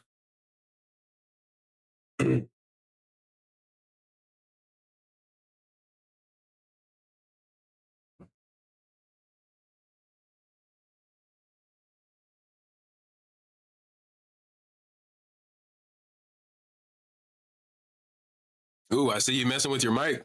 I see your headset just changed. You're doing something. You're doing something.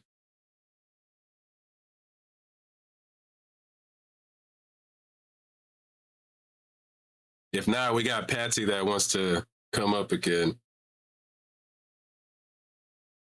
If yeah, I mean, I'm sure you can hear me, but not hearing you, that's not on mine end because I'm about to go test it right now. Wait, hold on. I heard something. What was that? How about now? Hey, we got it. All right. Hey, Patsy, I don't want you waiting in the waiting room. This is going to be our last call. So I don't want you waiting. So you can call back Friday. So how's it going? It's going good. Sorry about that. I'm not used to Discord, so I'm just trying to figure it out for the first time here. Yeah, it's all good. I hear I feel like Discord is trouble for a lot of people. So you're not the first, man. You're not the first. So Well, I what did you appreciate the have? patience. What did you want to chat Yeah, on? yeah. I was gonna say maybe it'd be a good idea to start on some point. I used to be a Christian myself, even though I'm currently still a believer. I believe the Bible, I believe in God, but I have um, just removed myself completely from the Christian religion altogether. I think it's complete lunacy for the most part in terms of what they believe, starting with the Trinity, hell, and things like that. But I believe if people hold Scripture to itself, it really defends itself. It holds more value without the institution.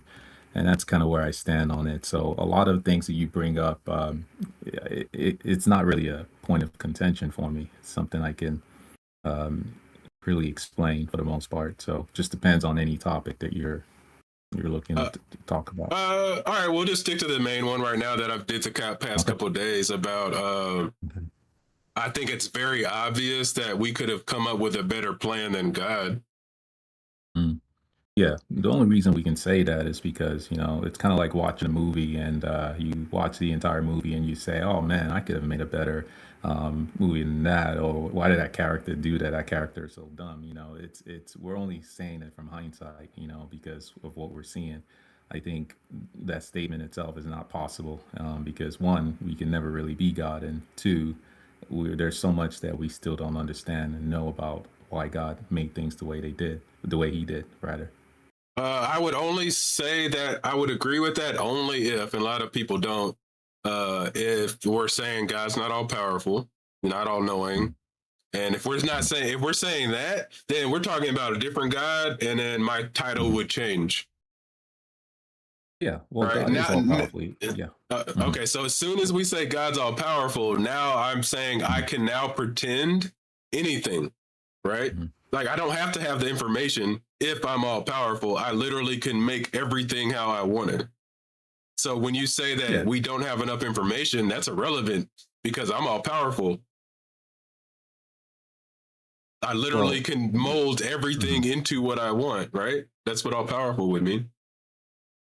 Yeah, but again, this is we're still, we're trying to, make an analogy here, right? We're making hypotheticals in terms of, being God. But what I'm saying is that hypothetical can never really work, no matter how many ways we try to spin it, because we're not God. It's kind of like saying that If I were a woman, I would do such and such and such. But the fact is, no matter what, we're never gonna be a woman. Well, 2026. Let me not say never, right? Well, I But only agree with that but I disagree with it as soon as we say, because as soon as you say something's all powerful, you don't have to be that thing to imagine what you could do. Does that make sense? yeah, It's like, it so makes like sense. the But analogy doesn't break what I'm saying, because as soon as you say God's all powerful, I can say anything and it's possible. So there's no need for a plan when you're all powerful. Does that make sense? no, it makes sense. But the thing is, I guess if we're holding that as the sole attribute of what God is, then sure, you could say that. But God's power Oh, is okay. not all What that other? He is. Yeah, what other ones? I'll let you tell me what you think God is. Well, I mean, I think the most important thing about God is the fact that God is love. God being spirit is also something that it has a bit more, intricate layers to it. The fact that God is spirit, God being having all knowledge, God being just a perfect being. There's so much factors to consider that to say, oh, God is all powerful, because even within that statement, God cannot contradict himself. So if he's all powerful, God cannot make another God as powerful as himself. That's a contradiction to himself. So just being all powerful doesn't Wait, necessarily hold mean on. that you Do can you do believe anything. in Yeah, Do go you ahead. believe in the Trinity or no? No, I do not. The Trinity is a Cool. is All a right, cool. ridiculous doctrine. You're Yeah. consistent then on that part. All right. You said God could not. Yeah. All right. Cool. All right. So we Yeah. got powerful, we got love, and what was the third? Mhm. He has all knowledge. We can say Knowledge. omniscient, I guess, is the All right. word All for right. that. So you're a smart guy. I can tell. You can see how all three of these things still make me allowed to make my statement, right? Not fully, like I said, analogies can or hypotheticals can only go along. I get your point. Don't get me wrong, right? When you say all powerful, all this and all that, my whole point is this, that this doesn't work for me, because we're still going to be speaking about it from that point of view of someone watching a movie and saying that I could have done this if I was this character. No matter how many ways we try to spin that hypothetical, we might be able to come up with the best version of that movie or do the best thing that character in that movie could have done. But in reality, what I'm trying to say, it doesn't work, is my whole point. It can never work. But you know why it works Because it's though? why. Like I love your analogy because it ties into my point. So you're saying somehow we get to cheat because we see the whole movie. That is what the knowledge is, brother. Not God, even that. God, God Not has even that. all knowledge. God gets to see the whole movie. Yeah, but not even that. You could see the whole movie, but you could still not understand the whole point of the movie. I can't tell you how many movies I've watched, and I have to watch 10 times over But I because would because I know I have yeah. all knowledge. That's the thing, right? It goes again back to hypotheticals. It doesn't work. The thing is, my whole point is, until everything wraps up, until the whole of creation meets the purpose that God himself intended for it, until you see the full picture, then if you want to come up with a hypothetical and saying that, oh, I could have done this, then maybe I can listen to you, because what you're saying now is you're describing something that isn't even completed yet. You can't say, oh, I would have done this better, because we haven't even seen the end of God's purpose of what he intended for creation. So I you're think here's a speaking good about question something for that we you. don't know. Okay. I think the plan. Wait, see, this is what's so stupid about this book, by the way, because the book tells you that the plan came after Adam and Eve sinned, because God had a different plan when they were created, and then God changed the plan. God does Okay. change God's plans a lot in the Bible because God regrets, right? Uh-huh. I regret I made man, right? Mhm. If Sure. God's regretting, how is it part of his plan?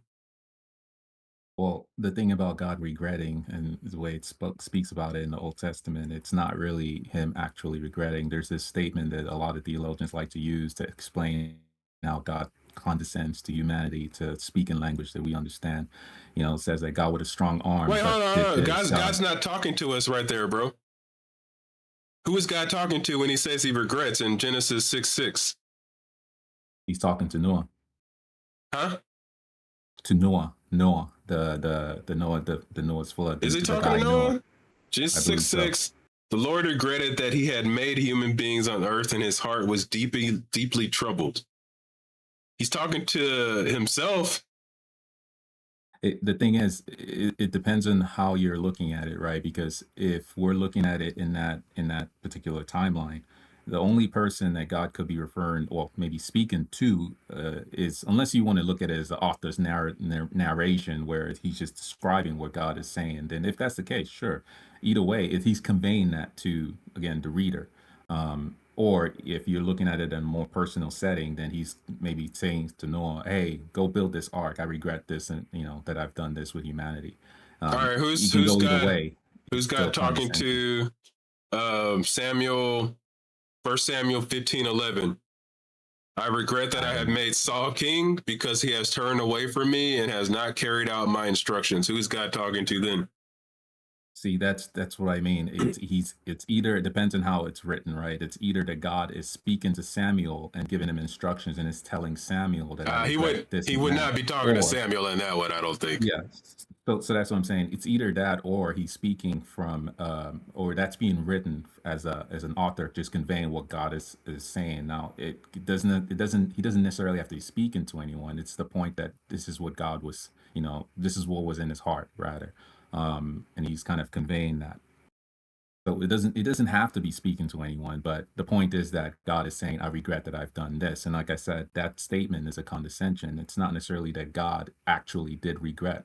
If you know, in that book of Samuel, God did tell them that Saul will essentially be a failure, that this is what they want. So he's not, it didn't catch him by surprise. Oh, Saul did this. Same with humanity. What does regret mean? Sorry, come again. What does regret mean? Well, regret just means, just how we look at it today, like, wish he hadn't done that kind of thing, Yeah, But wishing like a I said, past wishing a past action, choice or outcome had not happened. That is Right. being surprised. Yeah, but like I said, this is a statement of condescension. It's not actual, in reality, because God did tell Samuel that this people, because the whole intention of the whole point of Samuel is that God was supposed to be their king, but the people wanted a king like the other nations, and God did warn them that, okay, I'm going to give you a king, but he's going to do such and such to you, and you guys are not going to like it. So God saying that, again, it's just him condescending to them, showing his heart, that even though he gave the people what they wanted, the evil that Samuel has done, I mean, not Samuel, sorry, Saul has done, it breaks his heart, and he's saying, I regret this. But he's not regretting it. He's just pouring his heart out to people who are humans. Like, I mean, how else would you condescend if you want to? If regret's definition had some of that in there, I might be okay with that. But I think we are making up stuff when we don't have to. Like, regret just means regret, and we don't have to change it to fit the story. Like, we can just be honest about it. Like, you can still tell me, like, I don't understand, but regret just means regret, man. And in any other circumstance, we would say regret means you did not know it was going to happen. Yeah, but that's the thing. Like, I'm not saying we should change the definition of regret. I'm saying that we should look at it in the context of, again, this is God condescending to human being. It's not a sense of, this is actual. It's trying to speak to people who are like, you're trying to speak to your child, for example. You're going to speak to them in a language that they understand. How can that being that is infinite in knowledge and everything convey to people his heart without, speaking to them in a language that they understand? It's like speaking lovey-dovey to your kids. I don't agree with that one, because if I was the perfect communicator, my kids would know what I thought, 100%. Like, if I was a perfect communicator, remember, perfect means I could do what I'm talking about. So if I was is God a perfect communicator or no? God is a perfect communicator, but the object of the communication, it's not perfect, right? The person you're communicating to, you could be a perfect communicator, but if you're talking to a 2-year-old trying to explain to them physics, I get you. Hold on, I get you real fast. But Okay. Why would we call you a perfect communicator? We wouldn't just say, like, what you just described is a good communicator. Why would I call somebody a perfect communicator? What would you have to do in order for anyone to say, "Oh, you're perfect"? Well, the intent, right? I'd say Not I intent. can No, say no, no, no. God. Hold on. It would literally. I'll answer it for you. Then it would literally be that you are. Every time I see you speak to anyone, they understand you. That is a perfect communicator. Every time, like, it just doesn't matter. Like, I see you speak to somebody and they just understand what you're saying, and then you go to If I another want them person, to. like, if you want them to. Oh wait, what are you saying? God doesn't want us to, or what? Oh yeah, there are many times God doesn't want us to understand a particular thing. Okay, well then Absolutely. that's just a bad God. That's bad. Not not at all. Not if he hides it for a good reason. Hides it for a good reason. That's right. What? So good. Okay, I'll give you a good example. I will give you a good example. All right, And the go ahead. example is really is Christ, for example. There are many times where Christ would tell his disciples that, "Hey, don't tell the people this," or he would speak in parables, and his disciples would say, "Hey, why are you not speaking plainly to these people?" And he tells them that, "Hey, this I'm speaking to you for such and such reason." And my point, and the whole point of that is that God hides things for a certain reason to reveal them in due time. But the point of revealing those things in those due time is because it serves that grandiose purpose of, the blessing or the fullness of whatever he's trying to convey to people. So when I say God is a perfect communicator, I'm saying that, yeah, if he wants you to understand a thing, he will help you understand it right then and there. But if he does not Yep. want you to understand it, Okay. he'll hide it from you. I can agree with that because you added the honesty part of you were honest to me about God don't want you to know something, God won't. Oh So yeah, I'll go absolutely. ahead and roll with you on this one. Okay. But I will say this part though. Why? I'm sorry. Can anything happen without God's plan anyway? No. So what is the point of keeping a secret? Like we always do this comparison, which I think is good, and I think you're honest enough to be able to do this. Mm. Why would I keep something from somebody that I think's gonna harm me? I just said it. Sorry, I gave the answer. Like No, certain you can certain still. things I keep through Uh, people is because they can harm me. Right? so you're okay. People that can't harm me, I will tell Mhm. anything, bro. Like you know what I mean? Like if you literally can't, and I mean harm in any way, it means like hurt my feelings. Like you get what I'm saying? Okay. Like I like mean Right. literally mean like if you can't affect me at all, I will be so Right. honest with you because Mhm. there's nothing for me to fear. That would be God. So why would God ever keep anything from anybody for what stupid reason? So let me see if I can understand if I'm understanding you correctly. So you're saying why would God keep anything from somebody if that thing can harm them? Like if you're walking If into a it can't, ditch. no, if it can't harm Oh, God, if it can't harm God, why correct. Because I keep it told from you the them? only reason I lie to people is because they can probably harm me. Oh, And harm oh, can be okay. anything, by the way. Like if I want to just Yeah, get away with a lie, technically, if I can't, it's harming me, right? right. Yeah, no, I got you. Okay. No, So I think go ahead. If you got what I'm saying, go ahead. I'll let you. Yeah. yeah, yeah. I think the whole point is not for God, right? It's not whether it's harm or that God fears. It's not for God, but for the people or for the creature rather.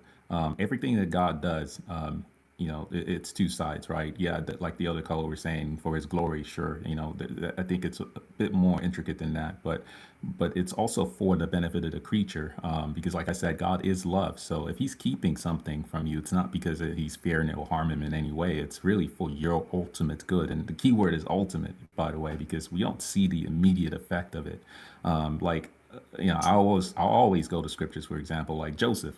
Why did God keep the meaning of Joseph's dream to him secret? Why didn't He just tell him that, hey, I'm gonna make you this great person, but you're gonna have to go through this shitty experience? God didn't. He hid all that from him. I mean, most people going through trials in life, they would pay anything. They'll pay their left limb to know what exactly this purpose is going to lead to. But God will keep that from them.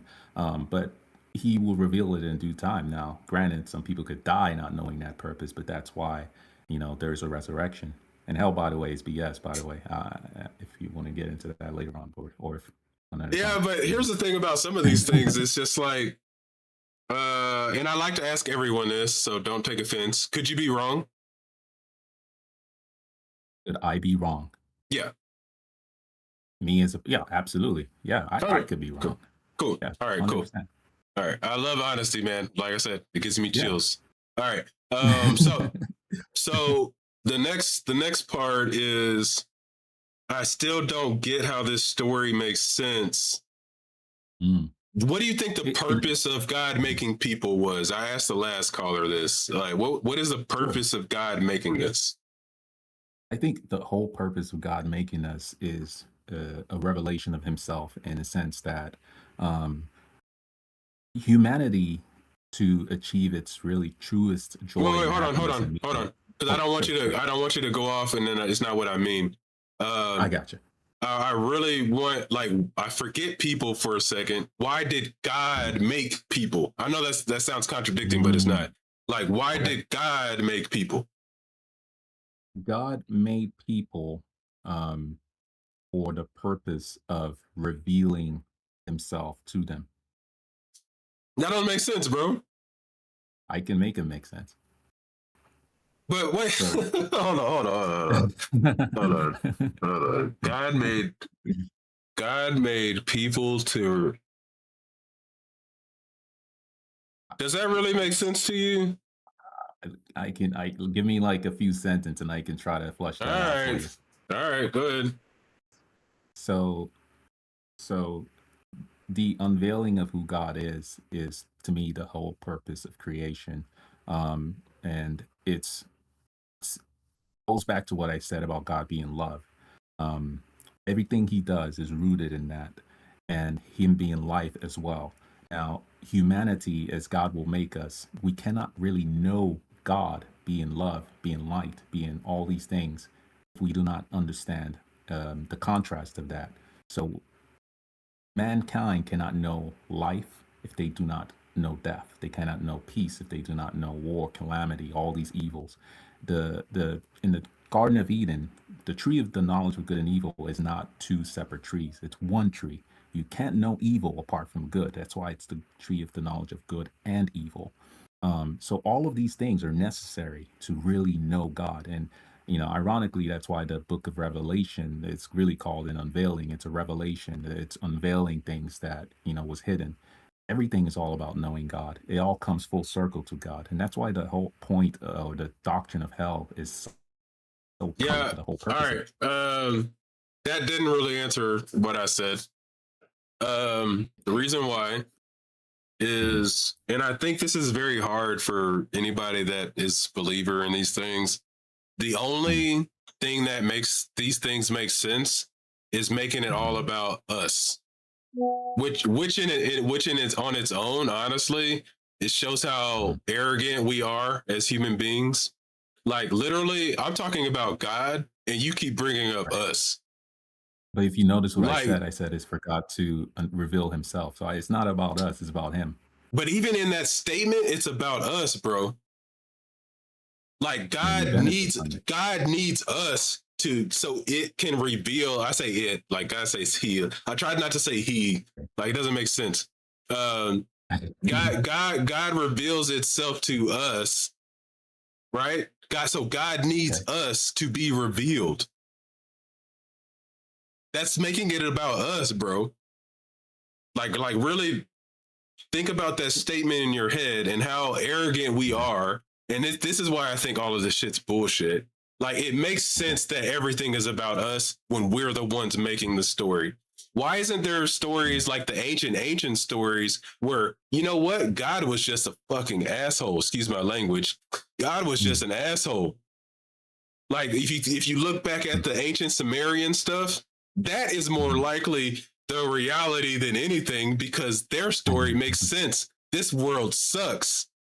Right. Like everybody's dying. There's no God showing up. Like, if they're like, you know what I mean? Like those stories make more sense than this story of some being that's all loving and cares about us so much that it won't show up to me. Right. right? Like God Yeah. cares about you and me so much. Have you ever seen God?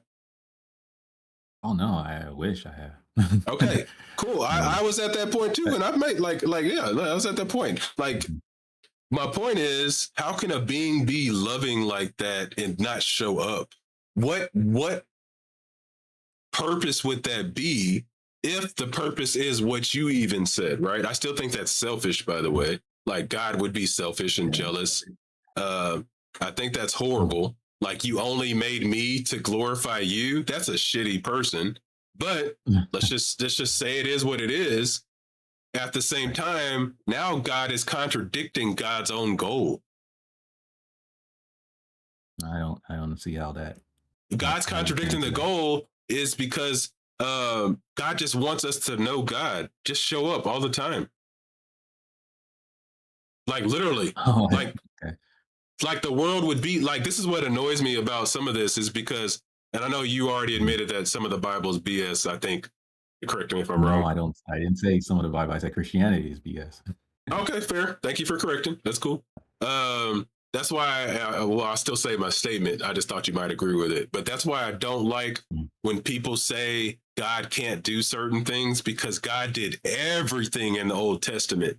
Like anything I'm talking Mhm. about, God did in the whole Old Testament. So when people say I'm talking ridiculous about what God can do, hell no. Mhm. God did so much crazy stuff in the Old Testament, Yeah. right? Like I always bring up the pillar of fire and pillar of smoke, right? Yeah. Like Yeah. if God can do that, bro, God can literally show up to every single person at this moment. Mhm. And why doesn't that happen? If the goal is for us to just know God. Yeah. Because that knowing of him in terms of just seeing him and believing, like, it's not the purpose of this particular time right now that we are in. I think in that time when he called Israel, yeah, he needed to display himself to them in Why? different That's ways not that, cool. That's yeah, not fair. it most certainly doesn't feel that way. Absolutely. I can agree with you. I can tell you right now, there are many times I would pray, God, just show me some kind of physical sign that I can see. But, I think it goes back to the whole purpose within those timeline. In that timeline, God was trying to set up something with Israel, and that would serve Why? as a, What's the difference between yeah. Israel and us? Well, difference between Israel and us is that Israel really was um, how will I put it? They're essentially like a prequel of what, um, and not even a prequel. No, I'd say they were a test in a sense that I was trying to prove that even with all the miracles, even with all the physical display, even with all the signs and wonders, these people still turn away from God, and God was trying to show that that's not going to cut it, right? It needs to be an unveiling in the heart, not in what the eyes can see and what the hands can touch. It has to be in your heart that you first see God, and then you will then grasp and appreciate the rest of Him. All And I right. think that's So the whole point of Israel. yeah. Okay. And I just put proof point right here on my screen because Okay. my point is like these that makes sense only if this was a story written by people trying to explain life. It does not make sense when you're talking about God that can do anything again. Like whenever we're having these conversations, you need to make sure to tie it back to everything that I ever bring up at the beginning. And this is just to help Okay. people out when I'm discussing it Mhm. with you. Like I never forget what we talked about at the beginning. And at the Okay. beginning, we made a list about what God is, and then we said Mhm. what God wanted. And this story Okay. only makes sense if it's people trying to explain that off, right? The fact that you told me that, oh, God only showed up at this time for a specific reason because these people, Mhm. what were they the only people that could have done what they did? Like out of all the history, Mhm. like God had to choose these people, or is that what you're saying before I continue, or no? Give you a chance No, to. it's not that. It's not that he had to choose those people. It's just the people he chose. It's not. There's nothing that made. There was nothing particular about Israel that he chose them. Right. So that's my point. That since there's nothing special about these people, God Mhm. literally has no reason to not have done it always or done it and do it Mhm. now. Like why does God not show up at all right now? Well, because I just like I said before, like it's because the purpose of showing up now would he's already shown why that doesn't work. And Oh, that was your doing point? that Oh, whole yeah, no, yeah, okay. that's my point. That showing up as he did in the past is just a display that hey, this is not going to cut it for you in your heart, and I So think that's what I'm God trying to get at. sucks, bro. No, not at all, not at all. You see Bro, that? that's a sucky. I don't know. I'm trying to think of a sports No, analogy, but we would kick this dude off the team, dog. Like, hey, I oh, okay, mean, hold on. That coach would get fired. There we go. That coach would get fired. look, man, I'm right there with you as far as firing that coach, right? As far as No, looking you're at how not. God does certain You're things. not firing God. Are you firing No, God right now? if I could, I would. If Oh I well, could, I shit. would. Don't get me. That might be one of the most honest answers I've heard. No, you see, I don't even know that's what to why I say now. said that I don't even know what to Christianity. say. You That's said, why I said that. No, I'm serious. That's why I said that Christianity is a load of BS because they are wait, not hold real on, with God. because I can't let us continue after that. Hold on, I gotta Sure, wait. sure. Hold on. So why? I don't know if I asked you, but Yeah. because I said this story's crappy, are you the one that said that it's not? Uh, I don't know. I don't know if I did. Because like, hey, bro, Uh, I am uh, totally with you because I used to be like this, where I was like, yeah, this yeah. really sucks, but God's God, right? Like I used to think Sure. that, like I said, so I get it. Okay. So you're telling me right now that God is a Mhm. bad God, right? Are we admitting that? No, no, I'm not saying God is a bad Wait, God. I'm you saying just that said you would fire him, bro. Come on, you messing with me. Never I mind. would. No, no, you not two things can be true at the same time, right? Like you can So you like know let's use your coach analogy. you're gonna No, fire a good coach. but let's use your coach analogy, right? All right, go What ahead. I what I'm you okay, so a good coach, right? A good coach, let's just say a good coach takes us to a good coach is a coach that helps us win the game at the end of the day. However, the methods through which that coach helps to get us there, I may hate the hell of that coach for it. He may make us do certain drills and certain things that it just seems like from the outside looking in, it just seems like punishment. It just seems like somebody just punishing you for no reason. But at the out at the you know the result of it could be that at the end we win the game. So what I'm saying to you is that I may look at the way God is doing certain things right now. I may look at how he's handling things and say, man, God, you are shitty, man. Like this whole thing sucks. I really hate this. I really hate that.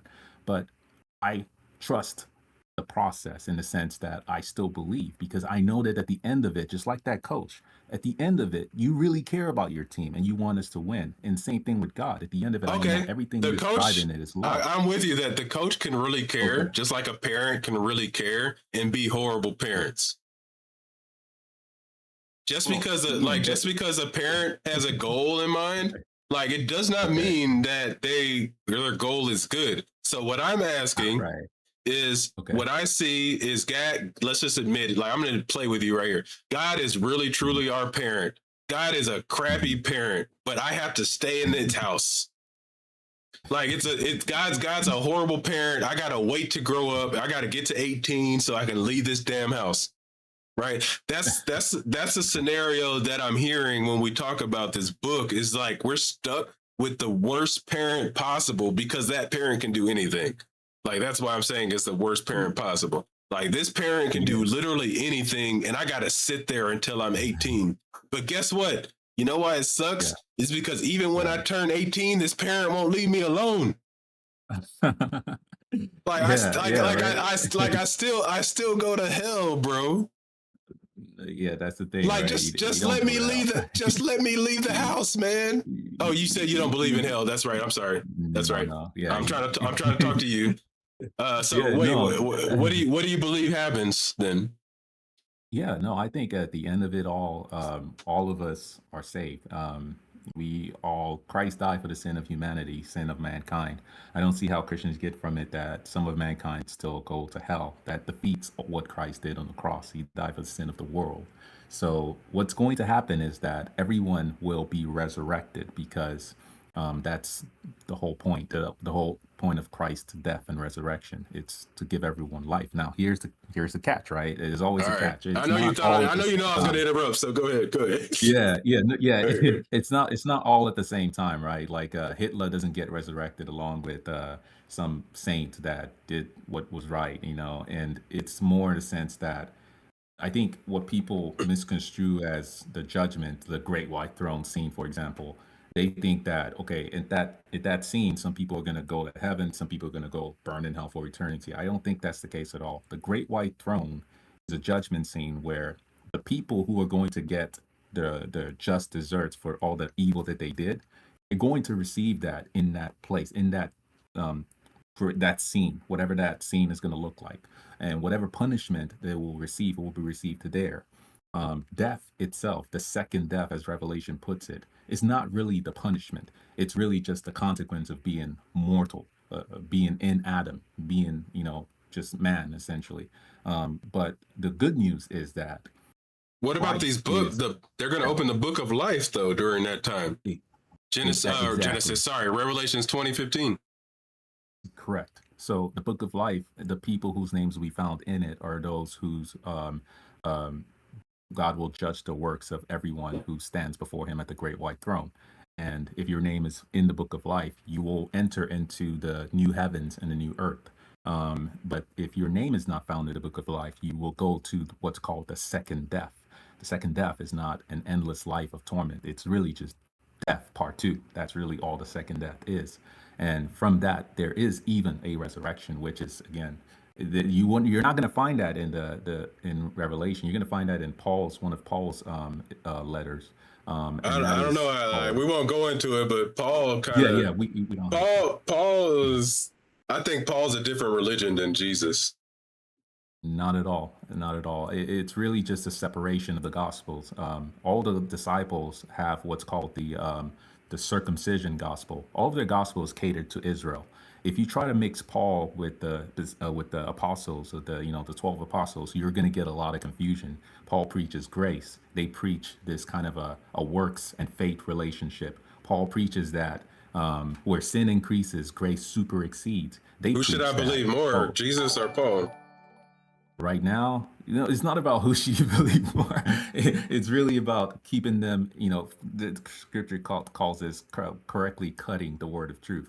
Believe Paul now because Paul is speaking through Jesus. Jesus was speaking to the lost sheep of the house of Israel. Everything Jesus is saying is tailored to Israel.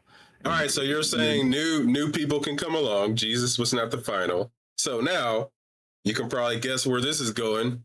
What about go for it. Muhammad now? Man, who the is Muhammad? Yeah, you know who No, Muhammad no, no, is. You know who no, no, no, I Muhammad know who is. Muhammad is. I was just joking. My point I is know. that Muhammad is that religion is not, But how do I no offense to know? anybody, but According to you, the next person comes along. I'm saying I gave okay. you I say, hey, Paul seems Mhm. like I don't know. Jesus should have been Jesus. Why is anybody saying anything after Jesus if Jesus is Jesus? So if you're telling me Paul's cool, then Muhammad's Mhm. cool. And if Muhammad's cool, Joseph Smith is cool. I think that was the last one right now. We got Yeah, some. no, well, I know there's some one guy right now that's coming out. Like he came out like a year or two ago talking about he is Jesus. But he has like some yeah, cult that he's building. I can't remember the name. But anyways, but yeah, how do yeah. you decide? How do you decide Paul's cool, but then Okay. Mohammed's not?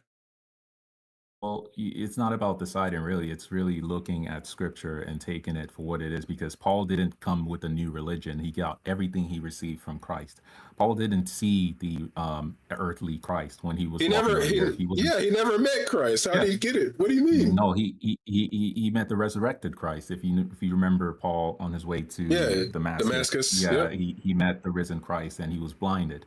And I believe that even based on what Paul has said, it is Christ Himself that has gave him all the truths he had when All he right. went to So see one second, yeah. Okay. because if God can do that, why doesn't Mhm. everybody have a Damascus experience? What if the world was like that? Mhm. Imagine that right now. Like every day, Okay. everybody would wake Mhm. up and they were like, "Man, I just had Mhm. another damn dream about Jesus." Well, Imagine that mhm. world, bro. This is why I say I could fix all this crap if I was all powerful. Right. Like imagine every day, and that's not being forceful, like you're saying. Everybody still gets free will, but literally imagine every day you. Okay, that's cool. Me neither. A little bit. Imagine every day, you go to work every day, and you're like, bro, did you have the Jesus dream again? Right. Like, why isn't it something like that, dog? Because that would be a bit chaotic, man, because anyone could then start faking it. There'll be a lot of people saying, okay, hey, I had the Jesus experience. How would you tell if they're telling the truth or not? You Okay, can't really thank tell, you. You right? just said what that's my point, bro. Like, hey, Well, why do you believe Paul? It's simple, right? It's No. You don't get to say simple after you just said you can't believe people. I can. I was going to explain it to you. I was saying Oh, okay. All it's right. simple, and then I'll go All right. into it. Okay, so why do you believe Paul? Well, you have to weigh what Paul is saying. From all the letters that he's written. Are there contradictions to what Paul himself is saying? Is there any contradiction in the sense that when Paul says, for example, where sin increased, grace supersedes, and if you go to the Old Testament and you try to see any kind of justification for it, you're going to be a little bit confused. You're going to be like, wait, what the heck? The Old Testament is about law, but Paul explains it, right? He doesn't just tell you some new truths or something and just leaves you hanging. He tells you why that statement is true. He goes into the Old Testament and he tells you, okay, God did this thing with law and blah, blah, blah. And he explains that. And the whole point, the reason why everyone cannot have that same experience is because I mean, God's Jesus law. did say follow the law, though, bro. Exactly. To who? To the Israelites. He's speaking to the Israelite, not to the nations, not to the Gentiles, not to the whole world. Jesus specifically, there's a place in the Bible there in the New Testament where Jesus said, "I come not only to the lost sheep of the house of Israel." He's strictly speaking to them, and a lot of these preachers take Jesus' statement and try to apply it to the whole world, and you mess people up doing that. No one can live to the standard of the Ten Commandments or the entire Old Testament laws. It's Doesn't that impossible. mean that's a It's bad not plan? flowing. That's a bad plan, No, right? it's not. Not at all. It's not. It's not a bad plan. It's the whole point of the law is to show that we are incapable of fulfilling the law. That's the entire point. And bro, whose fault is it we're incapable? God, it's God. God is responsible for it. Absolutely. We are good flawed job. by Good design. for you. Good for you. Now, absolutely. why don't you take the next steps? What is the next step? The next steps is that, bro, this is probably just made up, dog. Not at all. But no. Hold on. Let me go down the line with you here. The reason it's made up is you never seen God. You said it. You've admitted it. You've never seen God. We just went through these stories, and you found some of the same faults. Maybe not all of them, but you found some of the same faults as me. What is more likely, that God was unable to communicate, or that people just made the shit up? Or option number 3, God is not finished with the purpose he is intending to display. Which is only an excuse because people couldn't, like, people messed it up. Like, that's all this. No, I think the difference between you and me, it seems like we kind of had the same experience when it comes to Christianity, but the difference between you and me is that you closed the book before finishing it, and that's my point. Is that and that goes back and to I don't think you literally mean it that way, but okay, I think I get your point. No, yeah, I know you don't think. Yeah, thank you. Okay, all right. No, I'm not. I'm speaking hypothetically in terms of like a book that we're reading, a story. What I'm saying is that you closed it before finishing the story. That's my point. And that's why you can then close that book and say, oh, if I was this author, I would have written it this way. But I'm telling you that, guy, you haven't even finished the book. How can you say you can? I'm not even saying if I was an author. I am saying if I was God, none of this crap would be confusing. But that's my point. You don't know why they're confusing. They might be confusing for a reason. Is my point. That's okay. You know what? I get why you say that. I get why you would say everybody's good, because you can't think the way you think and not think everybody's going to be saved. Like there's right, I don't think it's possible to be as honest as you're being and then also think everybody's going to hell.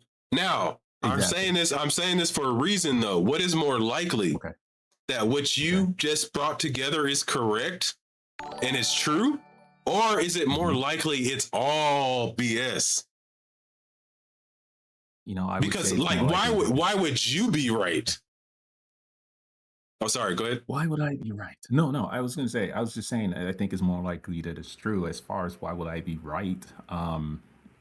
Really comes down to personal experience. At the end of the day, I can't convince you of my beliefs You any more should than be you can able convince me of you yours. should be able to convince me of the truth though.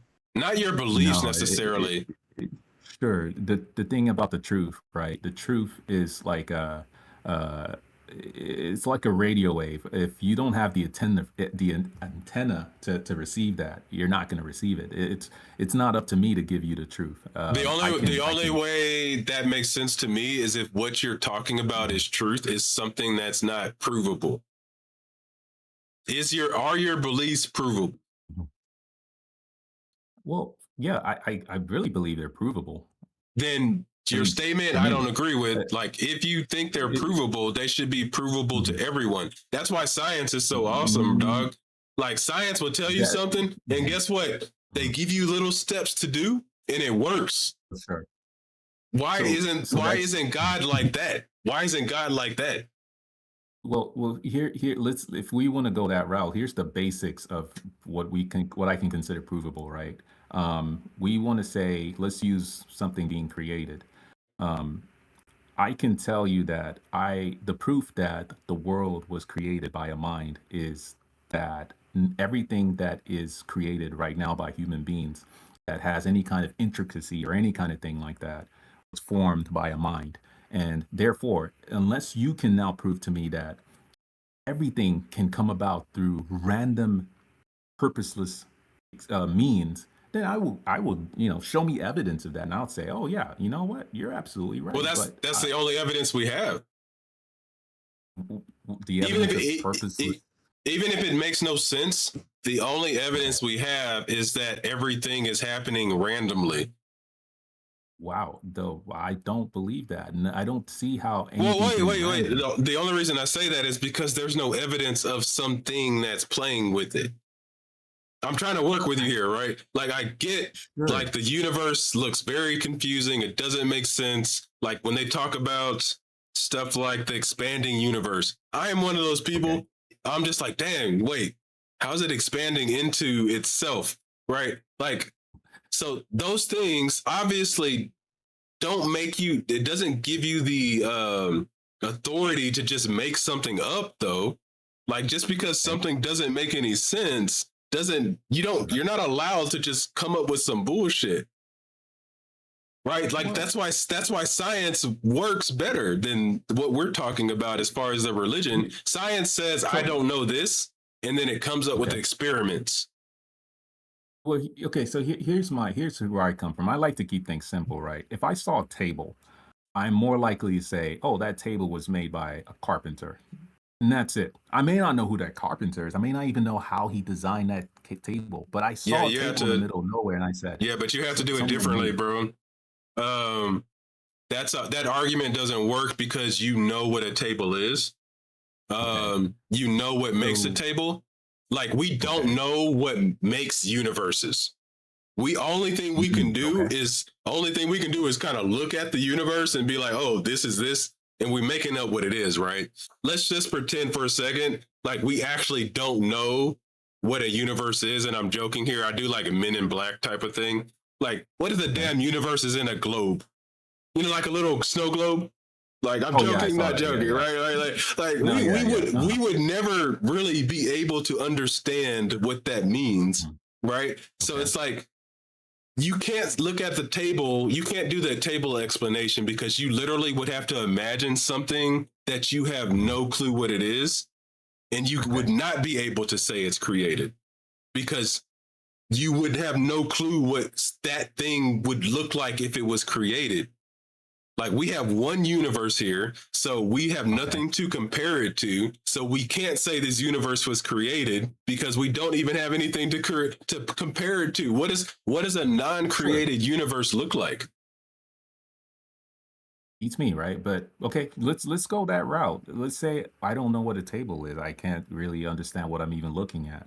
My point is that if I'm looking at that object, and if I'm messing with it and looking at it, and I see that it appeared to serve, it has some kind of purpose or whatever the case may be. It looks different than all the other objects, around it, based on what now this is outside of that object, based on what I can do, I can say, I can create something similar to that. But if I'm able to do that, it is then possible, or it is within logic for me to reason that, maybe someone did something similar with that. Now, I may not know that for sure, but I can infer that, because rather than saying, oh, this was just random, because for me to say that's random, things just has to pop into existence. Like, for example, if I'm walking down the street and a, a green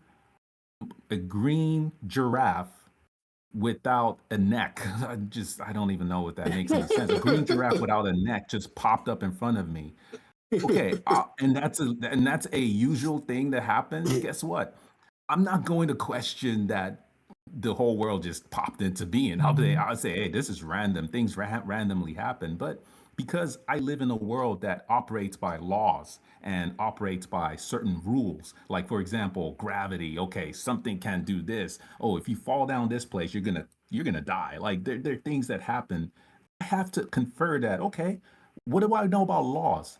I live in a society where a mind establishes a law that says, okay, don't go past that speed limit, or don't go, and I can just infer that, okay, well, if I'm living in a society that has laws, and I have a world and I'm living in it that seems to operate by law, and in the society that I live in, human beings or minds created this law. It's not out of logic for me to say that, okay, some other mind made this other law about, the universe, or creation. It's just, to me, this just makes sense. I don't know how to put it. It just makes more Yeah. sense Okay, than but to say this is go random. back to the part where we talk. Like, I get, like, here's, have you watched my videos, or this is your first time?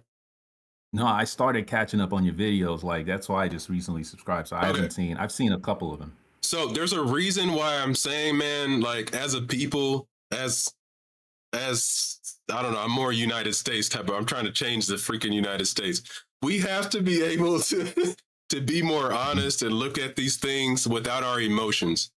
I think you have a emotional attachment, so you have to come up with these reasons instead of just working with me like how we would do our everyday lives, which is just off of reality. Like, if me and you are making a business and I come to you and I'm sitting here talking about some like spiritual crap, do you really want me as a business partner? Right. Or like, you would want me to come with like factual stuff. Like, right now, like what you're doing right now is you're just making stuff up. I don't think I am. But you are, because what I'm asking you is like, we have nothing, we have no clue what a universe created would look like. And all the evidence that we have are things that have been proven to be material. You get what I'm saying? Like the reason me and you can talk today is not because people are thinking magic is real. Okay. Right? Like, so it's like just like stay in reality with me when we're talking about these things, because you can't say that you can see that anything in the universe was created. You have zero proof of that. Like, there's literally zero proof. And that's okay, by the way. It's just something we all need to admit. Like, there's zero proof that this shit was created. Does it make that it was not created? No. It just means we have zero proof of any creation, period. All we have is a book that tells us that there was a creation. Okay. The thing is, right? The thing is, when you're saying that, it's almost like you're asking me to divorce my mind from logic, right? Because no, emotion. No, not emotion. Emotion has nothing to really do with this.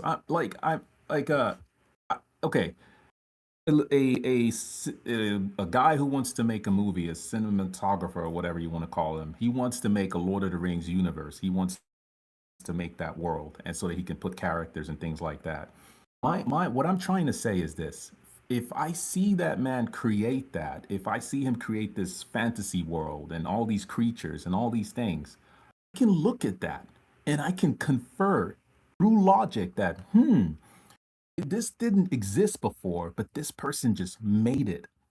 I can say, I can make that logic on my reality. Now, I may not have proof, I may not have real evidence, but until a real better evidence shows up, that's the logic. That's how I have to navigate life until something else pops up and say, "Oh no, that's not how it happens." Like if I see a egg, if I see a chicken come out, a small chick rather, come out of an egg, I have to assume that, okay, that's the origin of where that chick comes out of, right? Now, unless I then see a chick fall out of the sky or come out of water, then I have to go back and, recheck what I thought about how chickens come to be, right? That's my whole point. So when I see that things are there, like mountains, rivers, fishes, and things like that, and I see that and I say, okay, these look very intricately placed. Okay, but I Mhm. don't I don't know what made it, how it's even made. But then let's say I go to my friend and he's a programmer and he's like, "Hey man, check this virtual world I just made. I just made water and fish and this and that in this virtual world." I'm like, you made that? Okay, cool. Man, maybe what we're in, someone made that too. I may not know how, but that's my point. You lost me again. All right. Okay. I was kind of understanding you, but Oh shit, I dropped the my, ball. My bad. no, you're cool because my point is, hold on. How do I say this? There's a difference between reasonable assumptions Okay, and just ridiculous assumptions. And sure. I bring up the past a lot because I don't really judge the past. I hate people that judge it. I judge Okay. people that try to condone the past, but I'm not judging the Mm, past, right? So right. people in the past had a reasonable reason and an educated guess to think that lightning came from Zeus, Ooh, yeah, right? yeah. Like I think that Mhm. was reasonable, and I might have thought Mhm. that same bullshit back then. So Right. that's reasonable. You have no reason to think that this place was created because you have way too much information now. I think you're doing yourself, science, the world a disservice when you are Mhm. not pulling those things higher than the made up shit. Right? Mm, Like science and everything, like we have to start doing this, by the way. I want everybody to start doing this. Like I okay. get that. I get everybody has their religions, whatever, man. Like I'm Mhm. never this channel isn't about trying to make somebody not believe. I'm trying to get people Right. to be honest, and we're more Mhm. honest in our everyday lives. But when we start Right. talking about religion, everybody gets stupid. Mhm. Mhm. Like if I could cut out religion from me and your conversation, and we're trying to do something, bro, me and you would work together, get it done. As soon as we bring up religion, stuff has to Mhm. start getting made up, and then me and you are no longer like human beings anymore. Like the whole world just falls apart because now we got to make up crap. Okay. It's so obvious if we just stick to what we know and we're honest about that. Oh, sorry, you got to do something. Yeah. No, no, no, you're good. It's my wife just brought my baby and she started laughing out of nowhere. Oh, okay. I was like, oh crap! It sounded like you. Hey, it sounded No, like you're you were good. getting yelled at, bro. I was like, oh shit, he's getting No, yelled no, at. she's just laughing. Well, tell the No, wifey you're hello, good. baby hello. All right. Okay. Uh, Okay, I'll but tell but yeah. her. Because right now at the moment, man, like me and you having a conversation, and when we're talking about reality, you start Right. making up stuff into the reality. You're like, why? Like, why are you doing that? Why So I can't you think say there literally is no proof that this is a creation? What's so hard about that? the thing is, it goes back to, I guess, where I think we're having a disconnect, right? Like I love your Zeus explanation, right? People thought lightnings came from Zeus.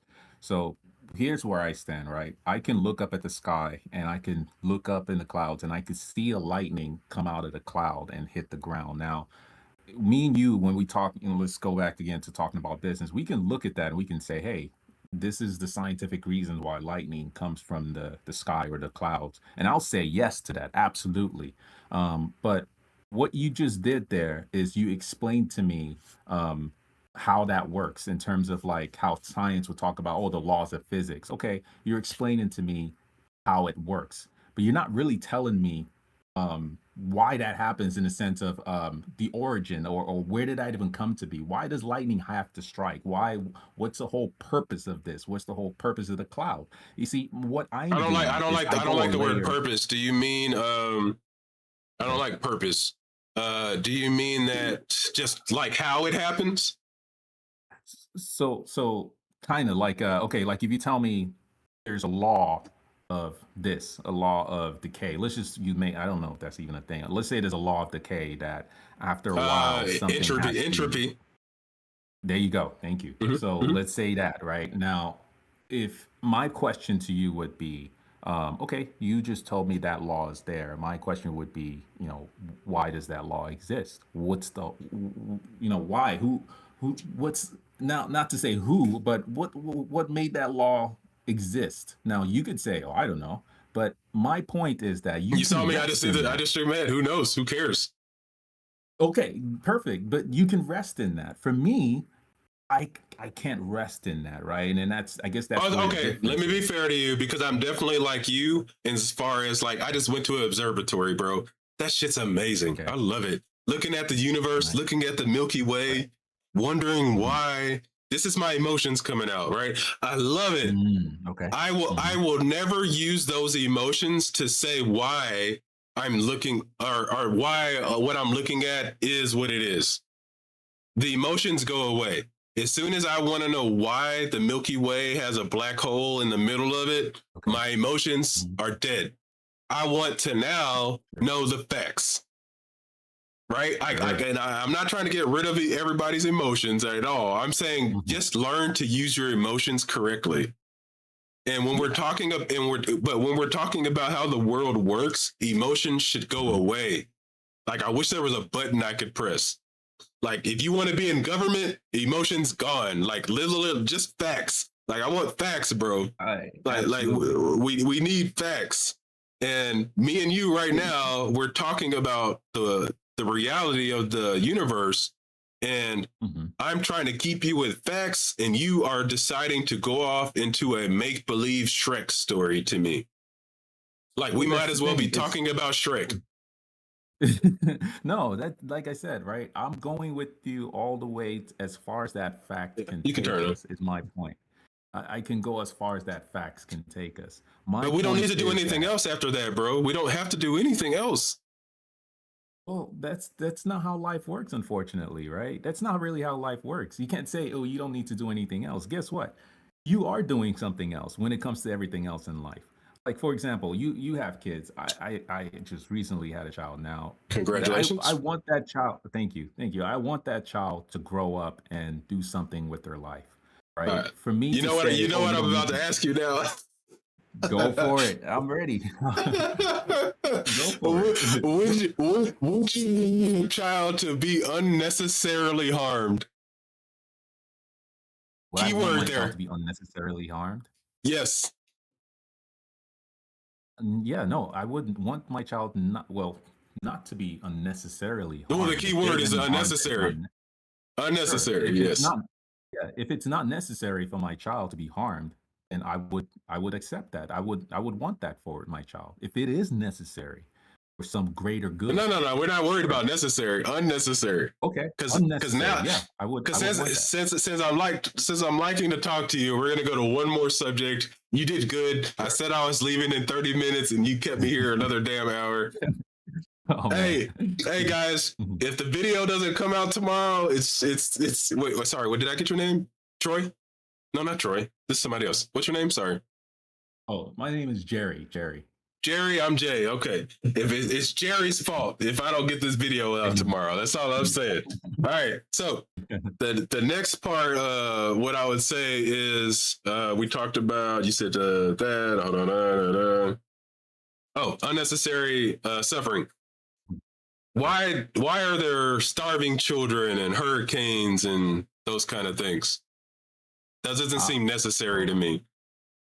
to us, yes, it doesn't seem necessary. But again, we're not God, right? We don't know how the story Really, ends that's for the those excuse people. you always gonna have, man. That's what we're gonna do. No, it's not an excuse. It's not an excuse. It really isn't an excuse. It's really just a fact of life. We don't know the end of everyone's story. We really just don't. It's not an excuse. I promise you that. Like I say this as someone too who has gone through things. I know people who've gone through things, and I can tell you for a fact that no one's story ends in death. And I think that's the whole point of that's why I said that going back to Christianity being just hopeless, it's a hopeless thing, is because if an atheist who's never heard of Christ, never heard of the Bible, they go through the worst things in life and they die. You're telling me Christianity is telling me that that guy would just, for all their suffering, everything, they'll get even more suffering at the end for eternity?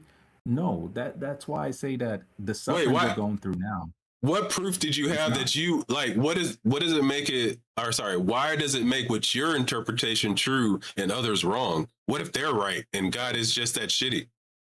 If we're reading the same Bible, they're 100% wrong, and God is not that shitty. God can be God can be shitty from our vantage point, but no, ultimately, I do not believe God is a shitty I person. mean, God is Jesus 100% love. himself even says people are gonna burn. No, no, no, not at all. What? If you're What? seeing Oh, any hold on, text hold about on, hold on. sure.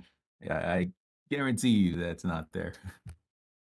I don't say guarantee. I like you right now. Hold on. I'll bet my bottom $2 over here that I No, no, got no. trying to go That's buy just some lottery tickets. we don't have to say guarantee. All right, you don't have to say that. Like, come on. You can use more subtle words like I think and stuff like that. All right, hold on. All right, I think it's Matthew, Mark, Gospels. I'm trying to get the right one here. Sure. All right. Da, da, da, da. All right, cool. This is easy. I think Matt, you'll agree with me really fast. Matthew chapter 13, 41 through 42. The Son of Man will send out his angels, and they will weed out of his kingdom everything that causes sin and all who do evil. That's a key.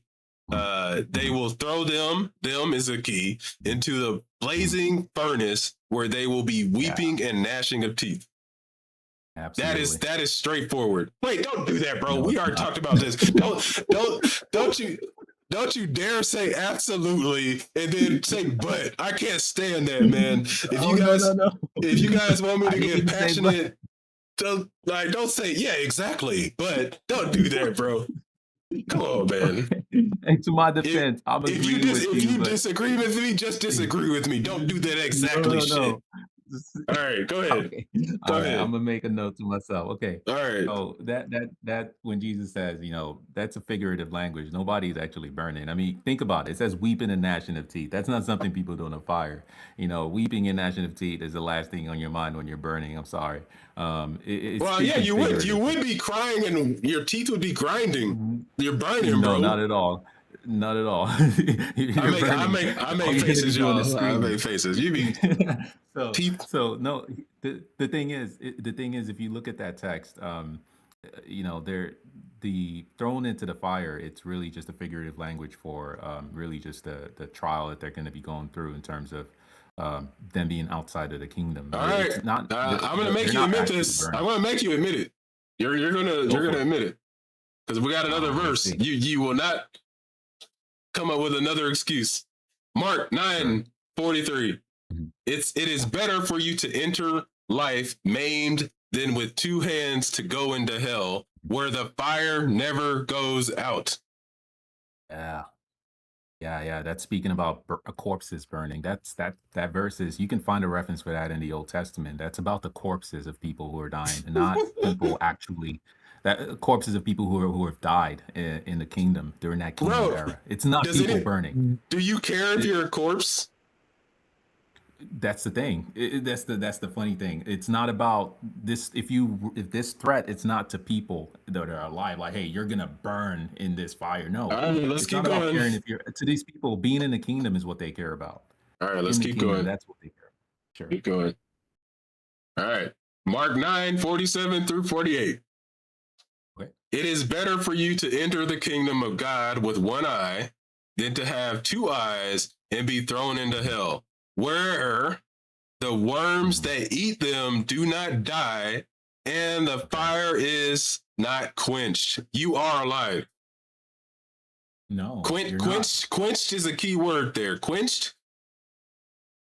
What is quenched? That fire, the fire is going to keep burning. See, go. Wait, hold on. What's quenched mean? Put out, or to quench, like to put to satisfy something. So the fire is not going to be quench satisfied. it means satisfy a thirst or desire.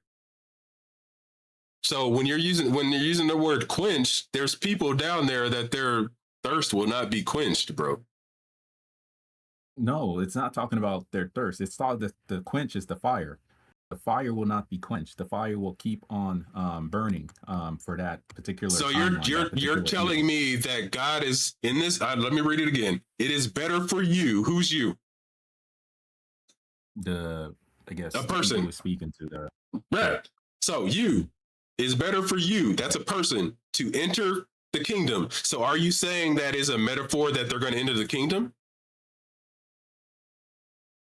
Wait, repeat that. Are you saying that is this, if this whole thing is like a metaphor, are you saying that it's a metaphor that people are going to go to the kingdom of God? It says it is better for you to enter the kingdom of God. Is that not real either? No, it's real that it's better for you to enter into the kingdom of God. So you are telling me that this verse is literally saying that there are people that are going to go to the kingdom of God with one eye, correct? Exactly. That's my point. It's not saying that. It's not. But no, keep going. I mean, I know it doesn't really mean one eye, right? I get that. No. But it does say people will be there. He's trying to use an extreme language to show you why you should strive to enter the kingdom. Are people going to the kingdom or not? Yes, people are going to the kingdom. So in this same verse, it's talking about hell. Why would it talk about hell and then contrast it with heaven or the kingdom, sorry, and not think that it means like, hey, either go here or there? Because the word hell there is not even hell, it's Gehenna. Gehenna is an actual place where it was a trash dump. I mean, that's fine. It doesn't even matter if it's on earth. I don't care where it is, right? I am saying, is there this verse is telling me there's 2 places I can go. Like we're not going to go past this verse. It's like there's 2 places I can go. It's either the kingdom of God or to this place. I don't care, wherever you want to call it. Hell, Gehenna, I don't care. There's a place that I can go and I get to pick. All right, can I give you just 1 minute explanation that might clear things up for you? Okay. Sure, yeah. So it's not necessarily about 2 places you can go, either the kingdom or this Gehenna. So the thing is, people in the kingdom are essentially going to keep on living. People outside of the kingdom will still be subject to dying. They can still die. Now, when they die, their flesh will be burned in Gehenna. Now, the place Jesus is referencing when he speaks of that is in Isaiah 66, verse 24. And I just pulled it up so I can read it out for you. It's Isaiah 66, verse 24. It says, "And they will go forth and look on the carcasses of the men who have transgressed against me, for their worms shall not die, and their fire shall not be quenched, and they will become a repulsion to all flesh." The people in the fire, in that Gehenna, are people who are dead. They're the people who have transgressed against him. Obviously, those people are not going to be in the kingdom. So what is the point of this warning then, dog? The point of it is that it's better to go into the kingdom. It's better to be in the kingdom and then to be found outside. It's better to go into the kingdom than not know you're being eaten by worms at all. You don't know anything then. By your standard, I wouldn't even know. No, the point is that if you're outside of the kingdom, you're still subject to dying and basically becoming a repulsion to all flesh. The thing is, why would I care? Why would I care if I'm dead? That's the thing, you wouldn't care, but the people at Jesus, who Jesus is speaking to, that's a big deal for them. The thing about people even burning in the fire, the Israelites, they wrap their dead. They it's kind of like a shameful thing to be burnt, for you to die and be burned. It's really something that's like a repulsion. It's a repulsive thing. It's not an honorary thing. So to you, it doesn't even matter, but to them, that's why I say that Jesus is speaking to the Israelite. If we take his words and apply it to us today, there'll All be a lot right, of confusion. you're gonna make me say another verse instead of Sure, go for it. instead of being honest with me, Jerry. You're gonna make me say I'm being another honest with verse, you. bro. All Okay. right, man. Matthew 25:41. Depart from me, you who are cursed, into the eternal fire prepared for the Yeah. devil and his angels. How many times have we got to go over this? Take that word eternal and look up the actual meaning. There's no actual word for quote Well, unquote. the reason I brought this It's up is because Eonian. angels can't die, right? That's the thing. I look, the devil and his angels. That verse, that particular verse, I don't actually think it's referencing this so-called devil and his angels. The thing is, it's the adversary of who Wait, are we adversary of. saying the verse doesn't say what it says now, or what? We are. Unfortunately, the Bible is subject to terrible translations, All which right, bro. leads to more confusion. Hey, here's what's gonna happen because I feel like Okay. you hit the ropes and now you're not being as honest as you were at the beginning. I no, I am. The thing is, like I said, the reason I can still be a believer today, and No, I no, and I I don't can care about see the believer Christian. part. Yes, of course you can be a Okay. believer, bro. I'm more No. talking about being an honest believer. And when I bring you up a verse, and every verse Yes. I just brought you 5 verses, and every one you told me doesn't mean what it says. But I'm giving you my reasoning, though. I'm not just telling you it doesn't mean that. I'm explaining to you why it doesn't mean that. And the thing is, you may not accept it, but that doesn't change why I believe what it.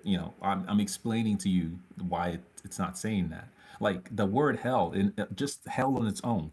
It's the King James will translate four different places or more. I think that the word hell. There's a Gehenna, there's Tartarus, there's Sheol, there's Hades. All of All these right. things are different areas, and King James All right, let me translates be it as fair to you hell. then. That alone is confusing. What does eternal mean then?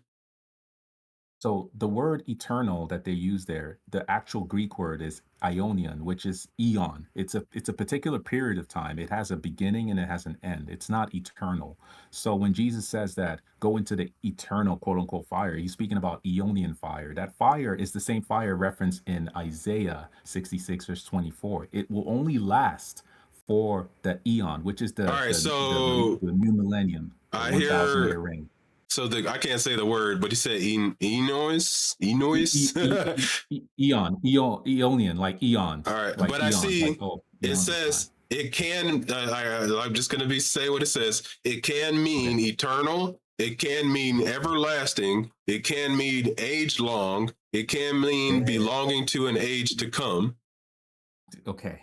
Forget the other part they said, eternal. Look, if you let's look at eternal. Like if you look at that word logically, it doesn't even make any sense. Like eternal means without beginning or end. So how can they be in a something that doesn't even have a beginning or end? Because It's not.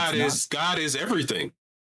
Like Yeah, but if I this was to isn't. read this as a believer, I would be like, yeah, it Okay. makes sense because God is eternal, which means hell has always been there.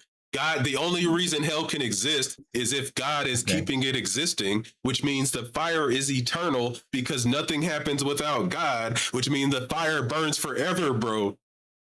Okay, but that's why I said if you're looking at it from a Christian lens, and that's why I said Christianity is full of crap. Like it doesn't make any sense when you think about it. Like if hell is burning for eternity, what purpose does it serve? Like it makes no sense. Even if the purpose is to punish someone, to what extent do you like what's the point of the punishment? Like it seems like their God is really just punishing just for the fun of it. Here's the only difference That- between me and you is that you have chosen to continue to okay. make excuses and create a new book.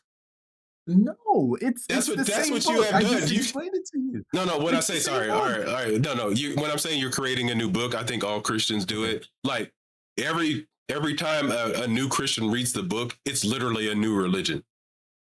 Oh Like man. every one of us come up when we read this book, we come up with our own stuff. Even no, don't me wrong. Like here's my definition of a denomination. It's just a Okay. bunch of people that almost believe similar things. But if I Sure. take each of them out, they all are saying Right. different crap. When they come together, it sounds like they're saying the same shit.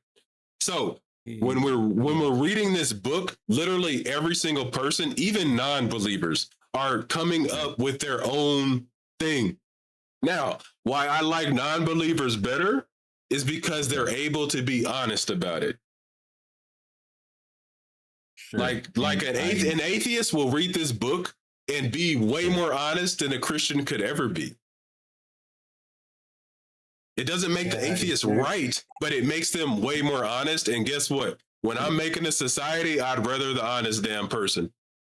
The problem is if you're reading a terrible translation, you're not coming out with quote unquote honesty. You're coming out with, you're being deceived because again, the best thing to do sometimes is to, if something doesn't make sense, go back to the original language and see if it can, there's a point to it. Like I read how it says it can mean eternal, it can mean age long. Let's take all of those definitions and insert it into the text and see what makes sense. And I can guarantee you, eternal makes no sense in that context. Something that has a beginning and an end, like an age long, that makes more sense. So that's my whole point is that if you're being honest with the text, there's no way you're going to have all these deceptions. People are in all these different religions and or denominations because everyone has an agenda that they're trying to push. If my agenda is to push miracles, guess what? I'm going to interpret the Bible in a way that supports that. And that's just Wait, how you're kind things are. you're kind of calling yourself out. If your How intention so? is because if your intention is to do something, you will change the Bible to make it how you want. Not at all. My thing is that what I'm trying to say is that if my intention is truth. I want to know what this thing is saying. And that's why I said that I will look at the meaning of the text. I will look at what the author, the one is trying to convey. So when Jesus says to this people that, away from me, you who practice iniquity and go to this fire prepared for the adversary or the devil and his men. I have to now look at that. Okay, like you just said, you even said it yourself. Wait, the devil is going to be in these are spirits. It's like, okay, there's a disconnect there. Now, the thing is, Jesus speaking of the adversary, if you look at the greater context or the enemies or the devil, whatever, these are the enemies of quote unquote Israel, the ones who make an attempt to destroy them in that millennium during that time when I don't want to go off into scripture stuff, but there's going to be a period where the nations would rise to try to destroy the chosen people and things like that. And that's what Jesus is speaking about. These people they're already dead and they're burning in that carcass and they're burning in that fire. I mean, in that pit we just talked about. So Jesus is now telling these people saying, go away from me.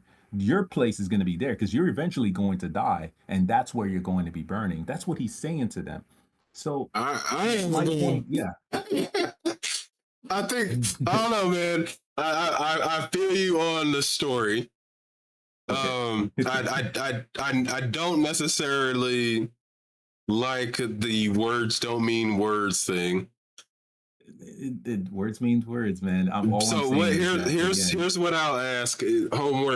Homework for you when you come back to me is to show me verses that are just as obvious as the verses that I just shown that say opposite of what these verses say. And that's what I'll ask from you. So whenever you can come back to me with that. Because right now you're just telling me your opinion. And I'm more about, because remember, I said we're building a business right now. I need you to bring me the receipts. I don't need you to tell me your opinion on how you think that this new system is going to make us 50% more efficient. I need you to show me the numbers. So I definitely enjoyed talking to you, Jerry. Awesome talking to you for real, man. Like, I mean it. And hopefully we talk again. And just do that for me. And then next time we talk, we'll be good. So I appreciate you, man. And you have a good night. I'll let you say a last Sure. word real fast. So go ahead. No, no, I'd say this, man. I think that what you're doing is good, believe it or not. Even though I think that atheists is in a better place than Christians, because atheists at the very least are trying to come at things with an objective mind, whereas Christians are too brainwashed with doctrines and religion.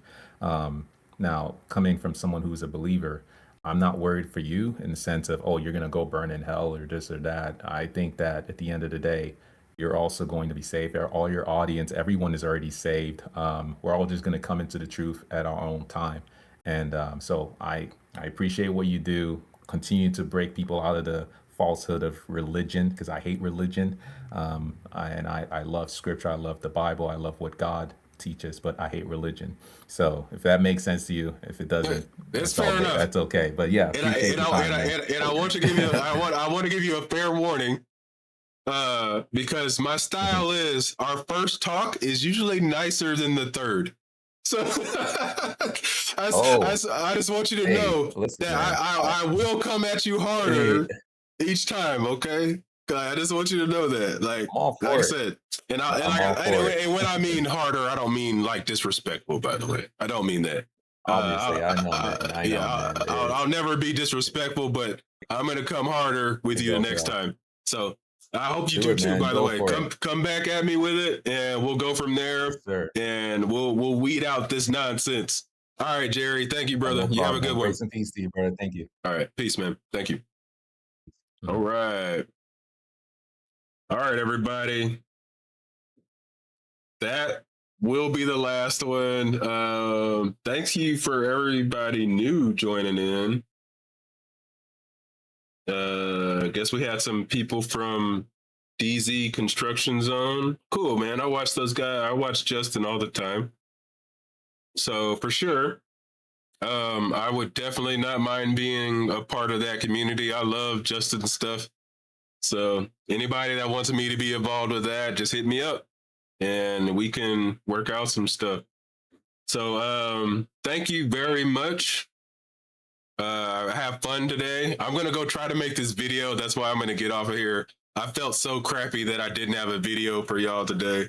So I got a video that I'm gonna go do, and then I won't see you guys until Friday. But thank you guys for all your support. Don't forget to hit the buttons. YouTube likes the buttons. You guys have been making my videos pop off. So I really appreciate it. I enjoy it. We're on our way to 4K subs already, which is insane for me. I know that sounds small to people, but like that's like a really big goal of mine. Like I said, in a year, like I would be at where I'm at, and you guys have helped me with that. So thank you. Let's continue to be honest. And as always, I'm Jay. Don't forget to throw away your feelings, open your minds, and question your beliefs. Peace, guys. I call everybody guys, by the way.